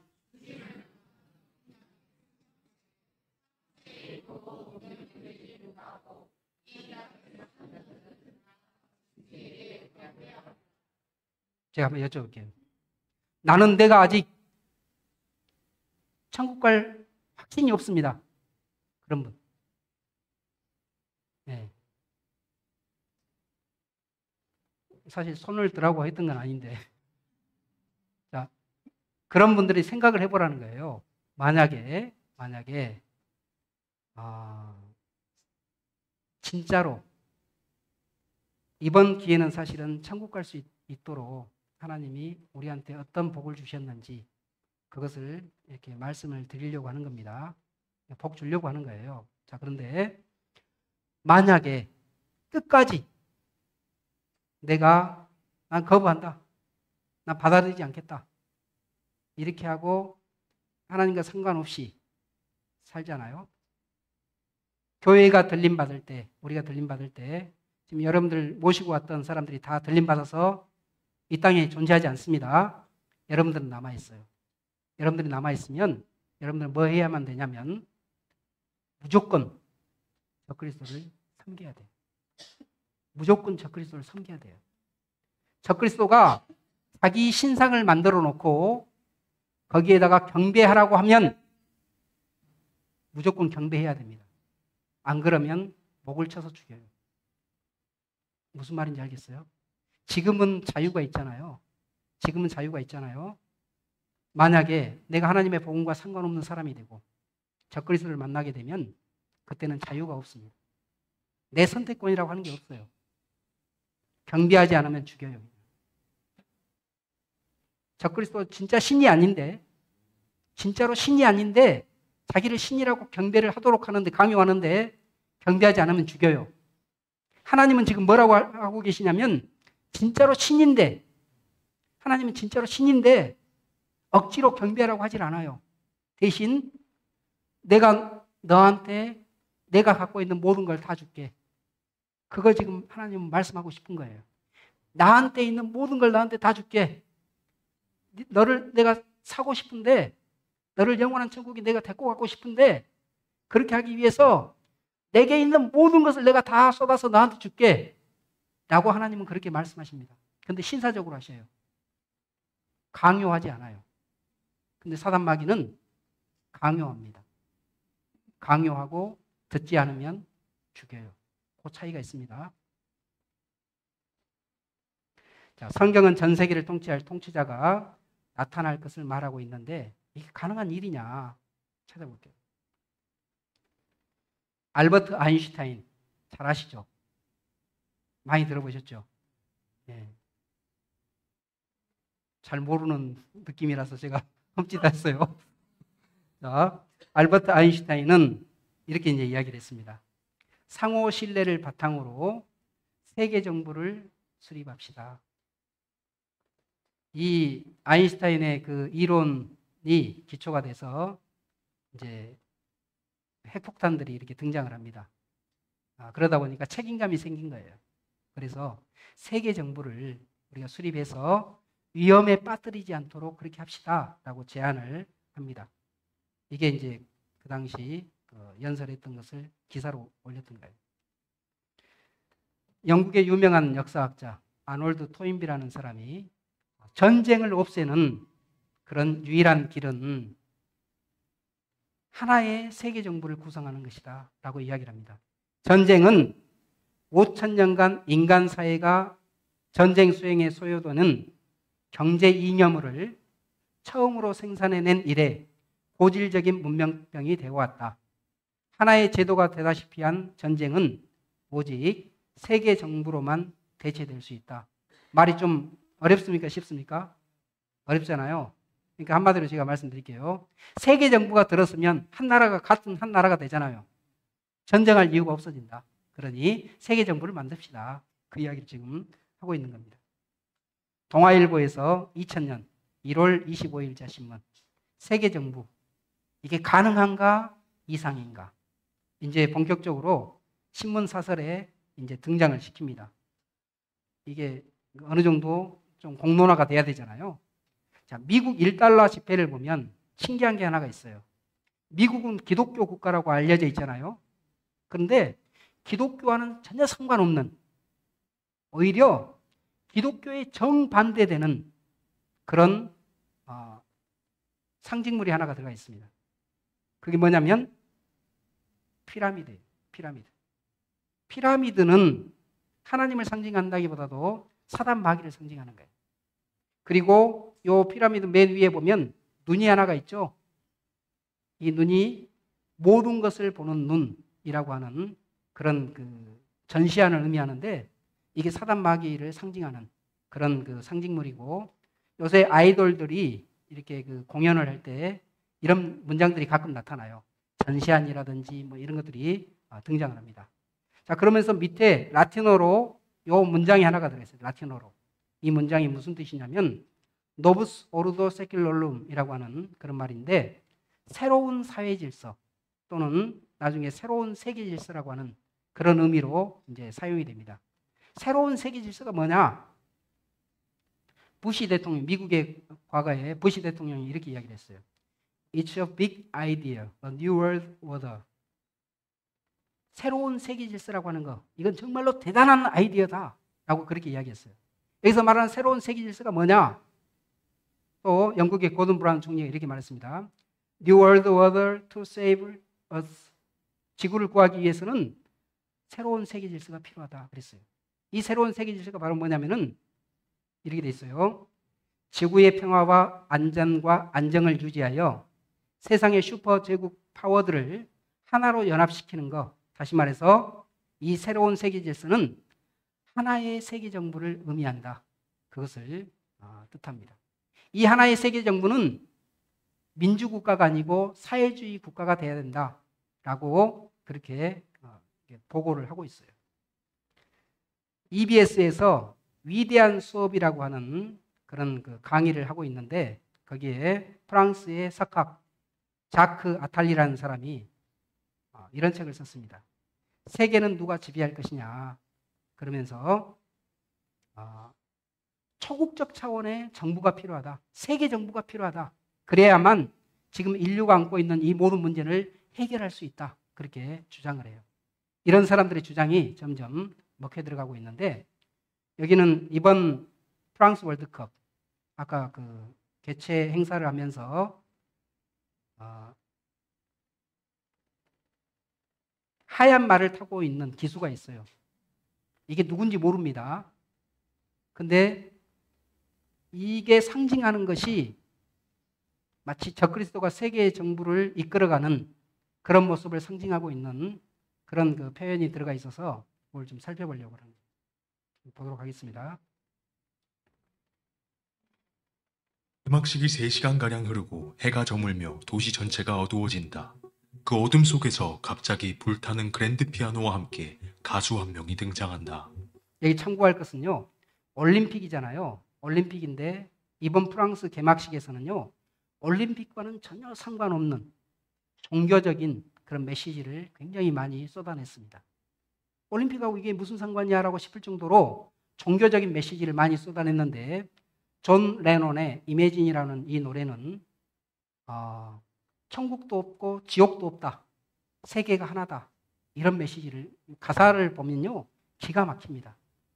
이건 완전히 그냥 많은 사람들에게 잘 알려진 곡 존 레논의 이매진을 부른다. 이 노래 또한 프랑스와 아무 관련이 없는 곡이다. 그렇다면 굳이 왜 이 곡을 부르는 것일까? 노래의 가사 뜻은 다음과 같다. 천국이 없다는 상상을 해보세요. 당신도 한번 해보면 쉬워요. 우리 아래에는 지옥도 없고 우리 위에는 하늘만 있어요. 모든 사람들이 오늘을 위해 사는 것을 상상해봐요. 국가들이 없다고 상상해요. 어렵지 않아요.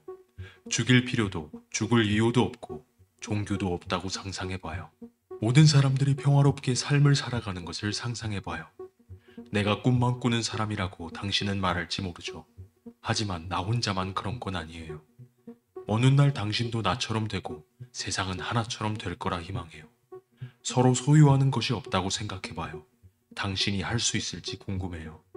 탐욕이나 굶주릴 필요도 없어요. 모든 인류가 형제처럼 모든 세상의 것들을 서로 나누어 가지는 사람들을 상상해봐요. 이 가사는 마치 평화를 말하는 아주 아름다운 곡처럼 들리지만 결국 하나님 없이, 천국 없이, 종교 없이 우리들만의 꿈꾸는 아주 자유로운 세상을 모두가 하나 되어 누릴 수 있다는 얘기다. 곡 연주가 끝나고 하늘은 더욱 어두워진다. 그리고 그 어둠 속에서 갑자기 말 한 마리가 강 위로 등장한다. 이것에 대한 설명 또한 없다. 그렇다고 말이 프랑스를 상징하는 동물 또한 아니다. 더 재미있는 사실은 실제 말이 아니라 기계 형태의 말이라는 것이다. 그리고 그 위에는 어둠의 기사로 보이는 기수가 앞만 보고 달리고 있다. 이 말과 기수를 우리는 어떻게 이해해야 할까? 요한계시록 6장 8절에 내가 봄에 청황색 말이 나오는데 그 탄 자의 이름이 사망이니 음부가 그 뒤를 따르더라. 그들이 땅 4분의 1의 권세를 얻어 검과 흉년과 사망과 땅의 짐승들로서 죽이더라 라고 기록되어 있다. 여기서 말하는 청황색은 영어 성경에서 pale horse라고 나와 있다. 즉 창백하고 헬쑥한 말이라는 뜻이다. 보통 개막식 같은 행사에선 말이 등장할 때 그 나라에서 가장 잘생기고 빛깔 좋은 말을 선택한다. 그리고 그 말을 타는 사람은 보통 그 나라의 유명 인사거나 무언가를 상징할 수 있는 인물이다. 그런데 여기선 기계 형태의 뼈만 앙상이 보이는 말과 그 위에 정체를 알 수 없는 어둠의 기사가 타고 있다는 것이다. 그리고 날이 밝았을 때가 아닌 해가 저물고 어두워졌을 때 이 캐릭터가 등장하도록 계획을 세웠다는 것이다. 이것이 무엇을 뜻할까? 과연 우연의 일치일까? 올림픽 개막식에서 준비하는 퍼포먼스는 모든 순서, 입장 방법, 입는 의상, 동작 하나하나까지 철저히 계산해서 준비한다. 그 어느 나라도 대충 아무거나 아무 순서로 아무 의미 없이 진행하지 않는다는 것이다. 결국 이 말은 강 위를 뛰다가 무대 위로 도착하게 된다. 이 이 날개를 말 좀 뒤로는 한 쌍의 날개가 보인다. 이제는 우리가 너무 흔히 봐서 크게 의미조차 삼지 않고 있는 날개다. 그러나 여러 차례 BTS나 블랙핑크 같은 뮤직비디오에서 자주 봤던 광경이다. 한때 루시엘로 천사였으나 천국에서 추방되어 날개를 잃은 타락한 천사가 되었다는 것을 보여주는 퍼포먼스다. 그러나 그가 이제 이 세상을 다스리고 온 세계와 온 나라와 민족을 이끌고 나아간다는 것을 보여주는 퍼포먼스다. 재밌는 것은 전 세계가 생방송으로 지켜보는 이 세계적인 대회의 개막식의 하이라이트 장면을 그 누구도 어떤 의미인지 설명하지 못하고 있다는 것이다. 아까 저 어둠의 기사를 이제 암살자라고 부르는데 이 암살자는 원래 성전 기사단하고 대척 관계에 있는 반대의 그 세력입니다. 이슬람에서 만든 그런 캐릭터고, 근데 여기 이제 이 요한계시록에 보면 이런 내용이 나와요. 6장 1절에서 2절 보면, 내가 보매 어린 양이 7인 중에 하나를 떼시는 그때에 내가 들으니 내 생물 중에 하나가 우레소리같이 말하되 오라 하기로, 이에 내가 보니 흰 말이 있는데 그 탄자가 활을 가졌고 면류관을 받고 나가서 이기고 또 이기려고 하더라. 이렇게 돼 있어요. 여기서 나타난 흰 말 타고 나타난 이 존재는 예수 그리스도를 흉내를 내지만 예수 그리스도가 아닙니다. 예수 그리스도는 요한계시록 19장에 흰 말 타고 나타나는데 검을 들고 있어요. 근데 이 지금 흰 말 타고 나타나는 자는 활을 들고 있죠. 이 활을 들고 나타나는 존재는 아브라함의 아들 중에 약속의 아들 이삭이 있다면 육신의 아들 이스마엘이 있는데, 이스마엘은 광야에서 활을 쏘는 자입니다. 그래서 이 약속의 아들 이삭과 정반대의 그런 그 역할을 하는 자인데, 그래서 이 지금 흰말 타고 있는 이 존재는, 그리고 전 세계를 이끌고 가고 있는 이 존재는 그리스도를 흉내를 내지만 그리스도가 아닌 적그리스도를 나타내고 있는 그런 존재로 생각을 해볼 수 있어요. 그런데 프랑스 올림픽에서 전 세계 사람들이 보는 앞에서 마치 온 세계의 망국기를 앞에서 이렇게 이끌고 가고 있는 그런 모습으로 보여주고 있는 것은, 앞으로 아까 동성애에 대한 부분도 보여주고, 앞으로 이 사단 마귀가 전 세계의 통치권을 쥐고 이렇게 앞으로 나아간다고 하는 것을 마치 이 올림픽을 통해서 예고편처럼 보여주는 그런 모습으로 생각을 해볼 수 있습니다. 전 세계를 하나로 뭉쳐서 통치한다고 하는 것은요, 지금 시대에는 어려운 일이 아니에요. 근데 그것을 예언했던 요한계시록은 AD 96년에 기록된 겁니다. 지금으로부터 2000년 전에 이와 같은 일이 있을 것을 말씀을 하고 있어요. 자, 성전에 대한 이야기를 한번 해볼게요. 제3성전이다 이렇게 이야기하는데, 요한계시록에 보면 요거 먼저 좀 볼게요. 이스라엘과 하마스 간에 지금 전쟁을 하고 있죠. 아직 안 끝났어요. 신기하게도 저희가 어떻게 보면은 거의 마지막 순간에 이 현장에 가장 근접해 있었습니다. 저희가 텔아비브에서 이 전쟁이 일어나기 일주일 전에 있었어요. 만약에 스케줄이 일주일 단위로 움직인다면 저희가 전쟁 나기 가장 마지막에 텔아비브에 있다가 그리스 쪽으로 올라간 그런 팀이 될 겁니다. 가장 어떻게 보면 극적인 현장에 있었던 그런 상황인데, 하마스가 이 전쟁을 일으키면서 전쟁 이 이름을 뭐라고 이렇게 지었냐면 이렇게 지었어요. 작전명을 알-아크사의 홍수라고 하는 그런 작전명을 지었습니다. 이 알-아크사의 홍수라고 하는 게 무슨 뜻이냐면, 여기 보면 예루살렘에 황금돔 사원이라고 이스라엘 사람들이 여기는 성전 자리야라고 생각한 곳이 있어요. 거기가 지금 여기입니다. 이 황금돔 사원. 그 바로 앞에 이슬람 사원이 하나가 있어요. 그 사원의 이름이 뭐냐면 알-아크사 사원이에요. 그러니까 지금 이 하마스가 이스라엘과 싸우는데 이건 우리만의 문제가 아니고 모든 아랍의 문제다라고 하는 것을 부각시키기 위해서 작전명 자체를 알-아크사의 홍수라고 이렇게 지었는데, 이게 이제 자기들의 의도하고는 좀 달리 진짜로 성전 문제가 될 가능성이 굉장히 큽니다. 지금 이스라엘은 계속 아까 황금돔 사원에다가 아까 이 지역에다가 성전을 지으려는 그런 시도를 여러 차례 했었어요. 그걸 번번이 이 팔레스타인 쪽에서 거부하면서 이제 그 문제가 이렇게 계속 되었었습니다. 그래서 기사를 보면 91년도 성전 복구 운동으로 반목이 증폭되고 있다. 또 야세르 아라파트 수반이 유대교 신전 짓지 말아라. 너희가 지금 설계도까지 다 만들어 놓은 거 내가 지금 입수했다. 그러면서 이 지금 그 성전에 대해서 굉장히 민감하게 반응을 합니다. 그리고 2001년도에도 또 한 번 이 성전 문제로 붙었는데 이번에 양상이 좀 더 이렇게 달라요. 여기 이제 요한계시록 11장에 보면 요한계시록은 언제 기록됐냐면 AD 96년에 기록됐습니다. AD 70년에 이스라엘 성전이 파괴가 됐어요. 그러니까 지금 요한계시록을 기록할 이 당시에는 이스라엘에 성전이 없습니다. 성전이 없는데 요한계시록에 세상 끝날에 마지막 때에 벌어질 일들을 이야기하면서 성전이 딱 지어져 있는 그런 이야기를 하고 있어요. 1절에 보니까 또 내게 지팡이 같은 갈대를 주며 말하기를 일어나서 하나님의 성전과 제단과 그 안에서 경배하는 자들을 청량하되 성전 방마당은 청량하지 말고 그냥 두라. 이것을 이방인에게 주었은즉 저희가 거룩한 성을 42달 동안 짓밟으리라. 그렇게 이야기를 하고 있습니다. 성전 방마당은 이방인들이 그대로 쓰도록 내둬라.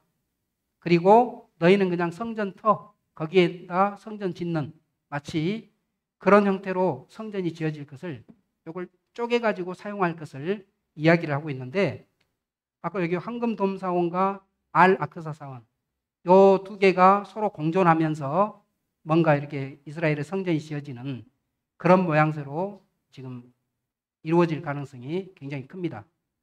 여기 이제 제3성전이 세워질 거냐? 이스라엘에서는 이미 준비를 다 끝내놨어요. 여기 보면 붉은 암송아지는 어떨 때 쓰냐면 여러 가지 용도로 쓰는데 이스라엘 사람들이 성전을 짓고 제사장들이 거기서 일을 해야 되잖아요. 그 제사장들을 세울 때 붉은 암송아지의 피가 필요해요. 이 재가 필요합니다. 그래서 붉은 암송아지에 목을 메고 있는데 그게 이제 준비가 됐어요. 준비가 됐고 그리고 성전 도구들을 다 준비를 했는데 또 제사장 의복도 다 만들고 레위인들도 다 선발을 했습니다. 이미 준비가 지금 다 끝났어요. 여기 잠깐 보면 When we start now to feel like the Messiah is coming or the time of the temple is coming. And the time is short. I think it's somewhere between now and 10 years or something. It's already ready. We're ready. The temple can be built only in one place, the place chosen by God. Only in the place that God chose thousands of years ago to build his temple. The location chosen by God. On the same lines of the first and the second temple. Location that God chose is the mountain of Moriah. And the Holy Temple has to be planted on the Holy Temple in Jerusalem. The location chosen by God is the place today where the Dome of the Rock stands, on the Temple Mount.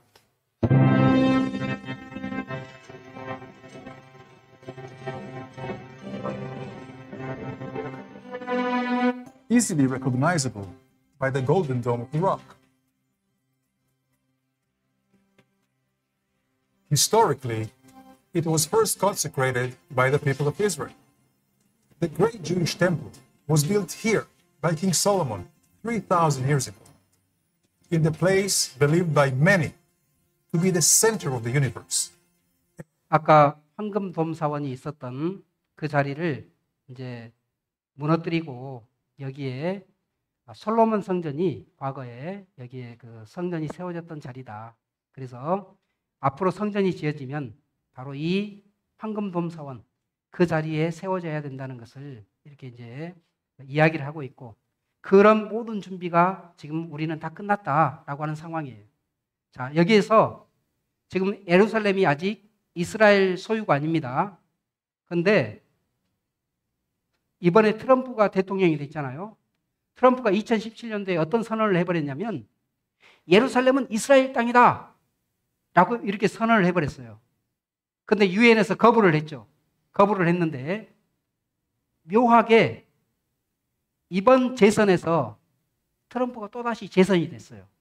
심지어 어떤 상태로 재선이 됐냐면 선거 유세 중에 총알이 귀를 뚫었습니다. 근데 목숨을 건졌어요. 이게 우연일까? 어떻게 이런 일이 일어났을까? 그리고 트럼프가 다시 재선에 성공했기 때문에 예루살렘에 대해서 또다시 어떻게 할 것인지 그게 굉장히 궁금한 상황입니다. 만약에 트럼프가 다시 한번 강력하게 밀어붙여서 예루살렘을 이스라엘 소유로 만들잖아요. 그럼 이스라엘은 여기다 뭐 할 수 있냐면 바로 성전을 지을 수가 있거든요. 그러니까 예루살렘이 이스라엘 소유가 되냐 그렇지 않냐 문제는 무슨 문제하고 직결되는 거냐면 성전을 세우냐 그렇지 않느냐의 문제하고 직결되는 지금 그런 상황이 돼버린 거예요. 유대인들은 메시아가 오면 성전을 재건하고 제사를 회복한다 이렇게 믿고 있습니다. 그래서 성전을 짓게 하는 자, 그 사람을 메시아로 받아들인다. 근데 이 메시아의 조건이 있어요. 반드시 유대인이어야 됩니다. 다윗의 자손 중에 나와야 돼요. 왜냐하면 하나님의 약속이 그거니까. 그래서 그 메시아를 지금도 유대인들은 기다리고 있습니다. 기다리고 있는데 요한복음 5장 43절에 보면 예수님이 실제 메시아인데 이스라엘 백성들이 배척을 했잖아요. 근데 만약에 다른 사람이 적그리스도가 나타나서 성전 건축하게 해주잖아요. 그럼 적그리스도를 메시아로 받아들여요. 5장 43절에 보니까 예수님이 이렇게 말합니다. 나는 내 아버지의 이름으로 왔음에 너희가 영접지 아니하나 만일 다른 사람이 자기 이름으로 오면 영접하리라.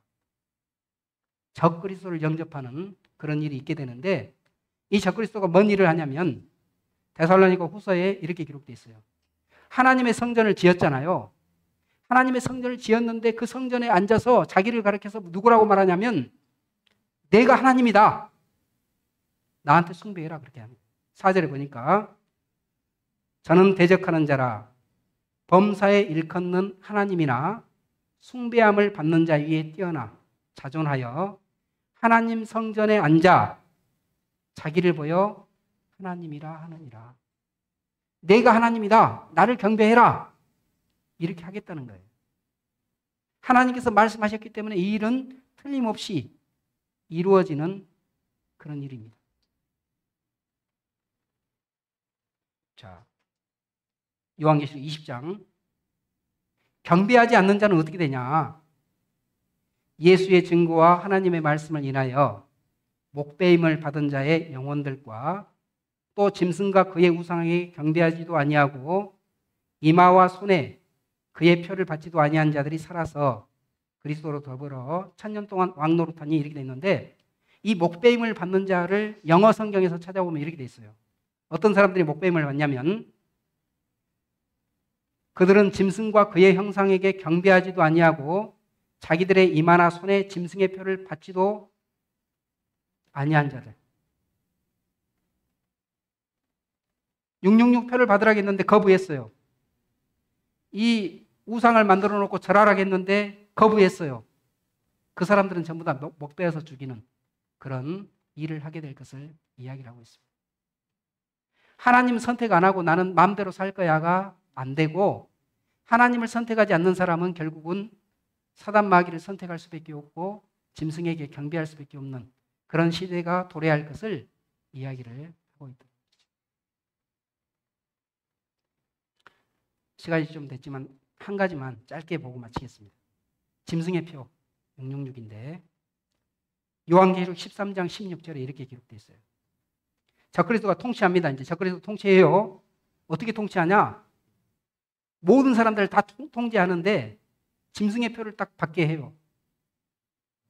저가 모든 자 곧 작은 자나 큰 자나 부자나 빈궁한 자나 자유한 자나 종들로 그 오른손에나 이마에 표를 받게 하고 누구든지 이 표를 가진 자 외에는 매매를 못하게 하니 이 표는 곧 짐승의 이름이나 그 이름의 수라. 짐승의 표를 받게 합니다. 거부할 수가 없어요. 자, 이 짐승의 표를 뭐라고 말하냐면 지혜가 여기 있으니 총명 있는 자는 그 짐승의 수를 세어보라. 그 수는 사람의 수니 몇이라고요? 666이라고 하는 그런 표를 받습니다. 이게 지금 현재 세상에 나와 있어요. 유통혁명해서 바코드라고 됐죠. 바코드가 신기한 게요. 바코드라는 말이 무슨 뜻이냐면 영어로 바가 막대기입니다. 코드가 암호. 막대기 암호예요. 막대기 암호인데 이 막대기가 무슨 뜻을 담고 있냐면 이게 숫자를 표현하고 있어요. 숫자를 표현하는데 이게 이제 밑에 있는 번호 있죠? 이 막대기들이 이 숫자를 표현하고 있습니다. 그런데 숫자를 표현하고 있지 않은 막대기가 3개가 있어요. 가는 막대기 2개가 딱 붙어 있죠? 이게 숫자를 표현하고 있지 않은 건데 이게 무슨 숫자인지 표시를 안 해놨어요. 근데 하나님께서 사람들한테 지혜를 줬어. 이게 무슨 숫자를 나타내는 건지. 여기 밑에 보니까 6자 있죠, 6자. 6자가 가는 막대기 2개가 붙어 있잖아요. 요 가는 막대기 3개. 이게 뭘 나타내냐면 666을 나타냅니다. 6자를 표현하는 거예요. 이렇게 돼 있어요. 예전에 한 번 나왔다가 잠깐 나왔다가 사라졌던 그런 그 바코드인데 FH라고 돼 있는 이게 그 표현됐던 바코드인데 제가 이걸 보고 깜짝 놀랐습니다. 왜냐하면 성경에 나온 것을 마치 보여주는 것처럼 그렇게 느껴졌어요.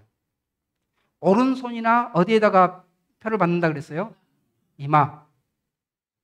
F는 forehead, 이마. H는 hand, 손. 오른손이나 이마에 표를 받게 하는 마치 그런 그 바코드인데, 야, 이걸 왜 이렇게 의도적으로 표현을 해놨지라고 순간적으로 놀랐는데, 이게 잠깐 나오다가 사라졌습니다. 더 이상 나오진 않더라고요. 이런 바코드가 한번 나온 적이 있었습니다. 이게 바코드인데, 1990년도 조선일보에 앞으로는 어떤 세상이 될 겁니다라고 하는 그런 그 기사를 이렇게 쓰면서 이런 기사가 나왔어요. 지문보다 효율, 인간 바코드가 지구촌 신분증이 된다. 그렇게 이야기를 했는데 이게 신예측이라고 그랬습니다. 신예측. 근데 등에 이제 이렇게 바코드를 찍고 있는 그런 그 사파가 있잖아요. 등에 찍으면 안 되죠. 왜냐하면 거래를 할 때는 편리하게 해야 되잖아요. 항상 사람의 이 인체에서 항상 노출된 부위가 어디입니까? 손 아니면 손 없는 사람 있을 수 있잖아요. 이마. 이게 어떻게 보면 좀 생각해 보면 당연한 이야기예요. 손이나 이마에 받아야만 계산하기가 편리한 마치 이런 상황이 되는데, 자 그래서 등에다가 이렇게 하는 것은 있을 수가 없는 그런 일인데, 조선일보에서 96년도 기사가 또 한 번 나왔습니다. 세계 미래협회에서 21세기는 이런 세상이 될 겁니다 라고 그렇게 하면서 인간 아이디 카드 시대가 온다. 그래서 초소형 칩을 인체에 삽입하는 그런 시대가 온다. 그렇게 이제 또 예측을 했어요. 자, 2009년도 바코드 인간이 과연 나타날 것이냐, 이런 여러 가지 예측들이 있는데, 아까 이 바코드 형태로 된 것이 어떤 식으로 인체에 들어가게 될지는 아직도 계속 연구 중인 상황이라서 어떻게 될지는 몰라요. 중요한 것은 이 바코드 형태의 어떤 이런 시스템이 오른손이나 이마에 들어가게 된다고 하는 것은 틀림없는 사실인데, 이것이 되려면 먼저 무슨 일이 있어야 되냐면, 오직 바코드로만 거래하려면 돈이 사라져야 돼요. 현금이. 실물로 움직이는 돈이 사라져야 되는데, 이게 어떻게 되고 있냐 보겠습니다. 자, 성경 말씀대로 짐승의 표에 의한 매매가 이루어지려면 모든 동전과 지폐는 사라져야 되는데, 지금 어떤 시대라고 말하냐면 캐시리스 시대, 현금이 없는 시대. 들어보셨어요? 현금 없는 시대가 지금 도래하고 있다. 그렇게 이야기를 합니다. 자, 현금 없는 사회를 준비해라. 전 세계 주요국에서 현금 사용에 대해서 이런 지금 비현금화를 추진하고 있는데, 프랑스라든지 이탈리아에서는요, 1,000유로 거액의 돈을 현금으로 이렇게 만약에 지불을 한다 그러면 벌금을 매겨요. 상황이 이해가 돼서요. 현금을 쓰면 벌금을 매깁니다. 현금 쓰지 말아라. 그리고 우리 한국은행도 마찬가지지만 외국 은행들이 지금 화폐 발행을 더 이상 하지 않겠다. 그렇게 하고 있어요. 현금이 다 사라지면 그럼 자연스럽게 현금 없이 거래가 돼야 되는데 지금은 뭐 신용카드라든지 이런 걸로 할 수 있잖아요. 근데 적그리스도가 정권을 잡으면 어떻게 바뀌냐? 신용카드고 뭐고 다 없애고 딱 한 가지로 통합을 해요. 지금 모바일 주민증 혹시 나온 거 아셔요? 모바일 주민증 나오죠? 이것이 지금은 자율이지만 나중에는 강제가 될 겁니다. 강제가 돼서 마치 이와 같은 걸로 모든 것을 통제할 수 있는 그런 형태로 바뀌는 그런 사회가 될 거예요. 그래서 현금 없는 사회가 점점 더 빨리 도래할 거고 지금 이제 중국, 인도 디지털 화폐, 그러니까 실물로 화폐가 이렇게 거래되는 게 아니고 전산으로 거래되는 그런 디지털 화폐가 도입되고 있는데 우리나라도 검토를 하고 있습니다. 디지털 화폐를 도입하는 그 방식을. 자, 이 모든 것을 가능하게 하는 시스템이 뭐냐? 현금을 다 없애고 그러면서도 우리가 물건을 사는데 아무런 불편함 없이 거래할 수 있게끔 하는 그 시스템이 뭐냐? 그게 한번 같이 한번 읽어볼까요? 만능의 신 컴퓨터. 컴퓨터를 한번 볼게요. 알파벳 기원을 잠깐 말씀드리면 알파벳은 원래 숫자 단위였습니다. 우리 연필 한 타스 하면 연필이 몇 개 들어있어요? 두 타스는요? 24개죠. 알파벳이 마치 그런 겁니다. 그래서 A는 6, B는 12, C는 18, 6, 3, 18 이게 6배수로 계속 올라가요. 자, 그걸 가지고 이 컴퓨터라고 하는 이 영어 단어를 숫자로 변환하면 어떻게 되냐? 6, 3, 18이죠. 6 곱하기 15는 90. 제가 답을 이미 다 써놨어요. 맨 밑에 2는 다섯 번째잖아요. 6, 5. 자, 이런 식으로 해서 다른 알파벳을 다 숫자로 이렇게 환산을 하면 숫자로 이렇게 쭉 나오죠. 이걸 전부 다 합하면 숫자가 몇이 나와요? 666. 하나님의 말씀은 퍼즐처럼 어떻게 해도 하나님께서 말씀하시는 답이 딱 나올 수 있게끔 그렇게 다 모든 것을 예비를 해 놓으셨어요. 666이라고 하는 그 표를 통해서 전 세계를 통제하는데 마치 컴퓨터 시스템으로 모든 사람을 통제하는 그런 사회가 도래할 것을 말씀을 하고 있는데 이게 지금 우리 시대에 보고 있는 그런 일들입니다. 하나님께서 이런 일이 이와 같은 일이 앞으로 이루어지겠다고 이렇게 말씀하셨는데 이런 일이 이루어지는 것이 불가능할 것 같아요? 아니면 진짜로 이루어질 것 같아요? 진짜로 이루어질 것 같잖아요. 자, 그래서 마태복음 24장 35절 천지는 없어지겠으나 내 말은 없어지지 아니하리라. 하늘과 땅이 사라져도 하나님 말씀은 반드시 이루어진다. 하나님이 살아계시다는 사실 믿습니까? 만물의 마지막이 가까웠으니 그러므로 너희는 정신을 차리고 근신하여 기도하라. 자, 같이 한번 읽겠습니다. 하나님은 분명히 살아계십니다. 오늘까지 이제 하나님이 살아계신다는 사실을 이렇게 증거를 해드리는데 그 하나님 앞에 우리는 어떤 사람인지 내일 그 부분을 말씀을 좀 드릴 겁니다. 살아계신 하나님께서 여러분들 사랑하셨어요. 초청하신 겁니다. 진짜로 복 주시려고. 영원한 천국의 소망을 주시려고. 끝까지 말씀 듣고 천국의 소망을 가지시기 바랍니다. 함께 기도하고 마치겠습니다. 이 시간도 우리와 함께 하신 고마우신 하나님 아버지, 참으로 하나님의 말씀이 참되고 거짓이 없이 모든 것이 다 이루어진다는 사실을 또 여러 가지 증거들을 통해서 우리에게 보여주신 것을 감사드립니다. 하나님, 우리가 죄로 말미암아서 영원히 심판받을 수밖에 없는 그런 죄인들이지만 우리 같은 죄인들을 긍휼히 여겨주신 것 감사드립니다. 하나님 앞에 나오게 하신 것 감사드리고 하나님 끝까지 이 영혼들 붙들어 주셔서 영원한 천국의 소망을 가질 수 있도록 주께서 또 생명의 말씀, 또 지혜의 말씀, 진리의 말씀을 심령 깊숙이 믿음으로 받을 수 있도록 도와주시기를 간절히 원하면서 오늘 또 우리와 함께 하신 거룩하신 우리 주 예수 그리스도 이름으로 기도드립니다. 아멘. 수고하셨습니다.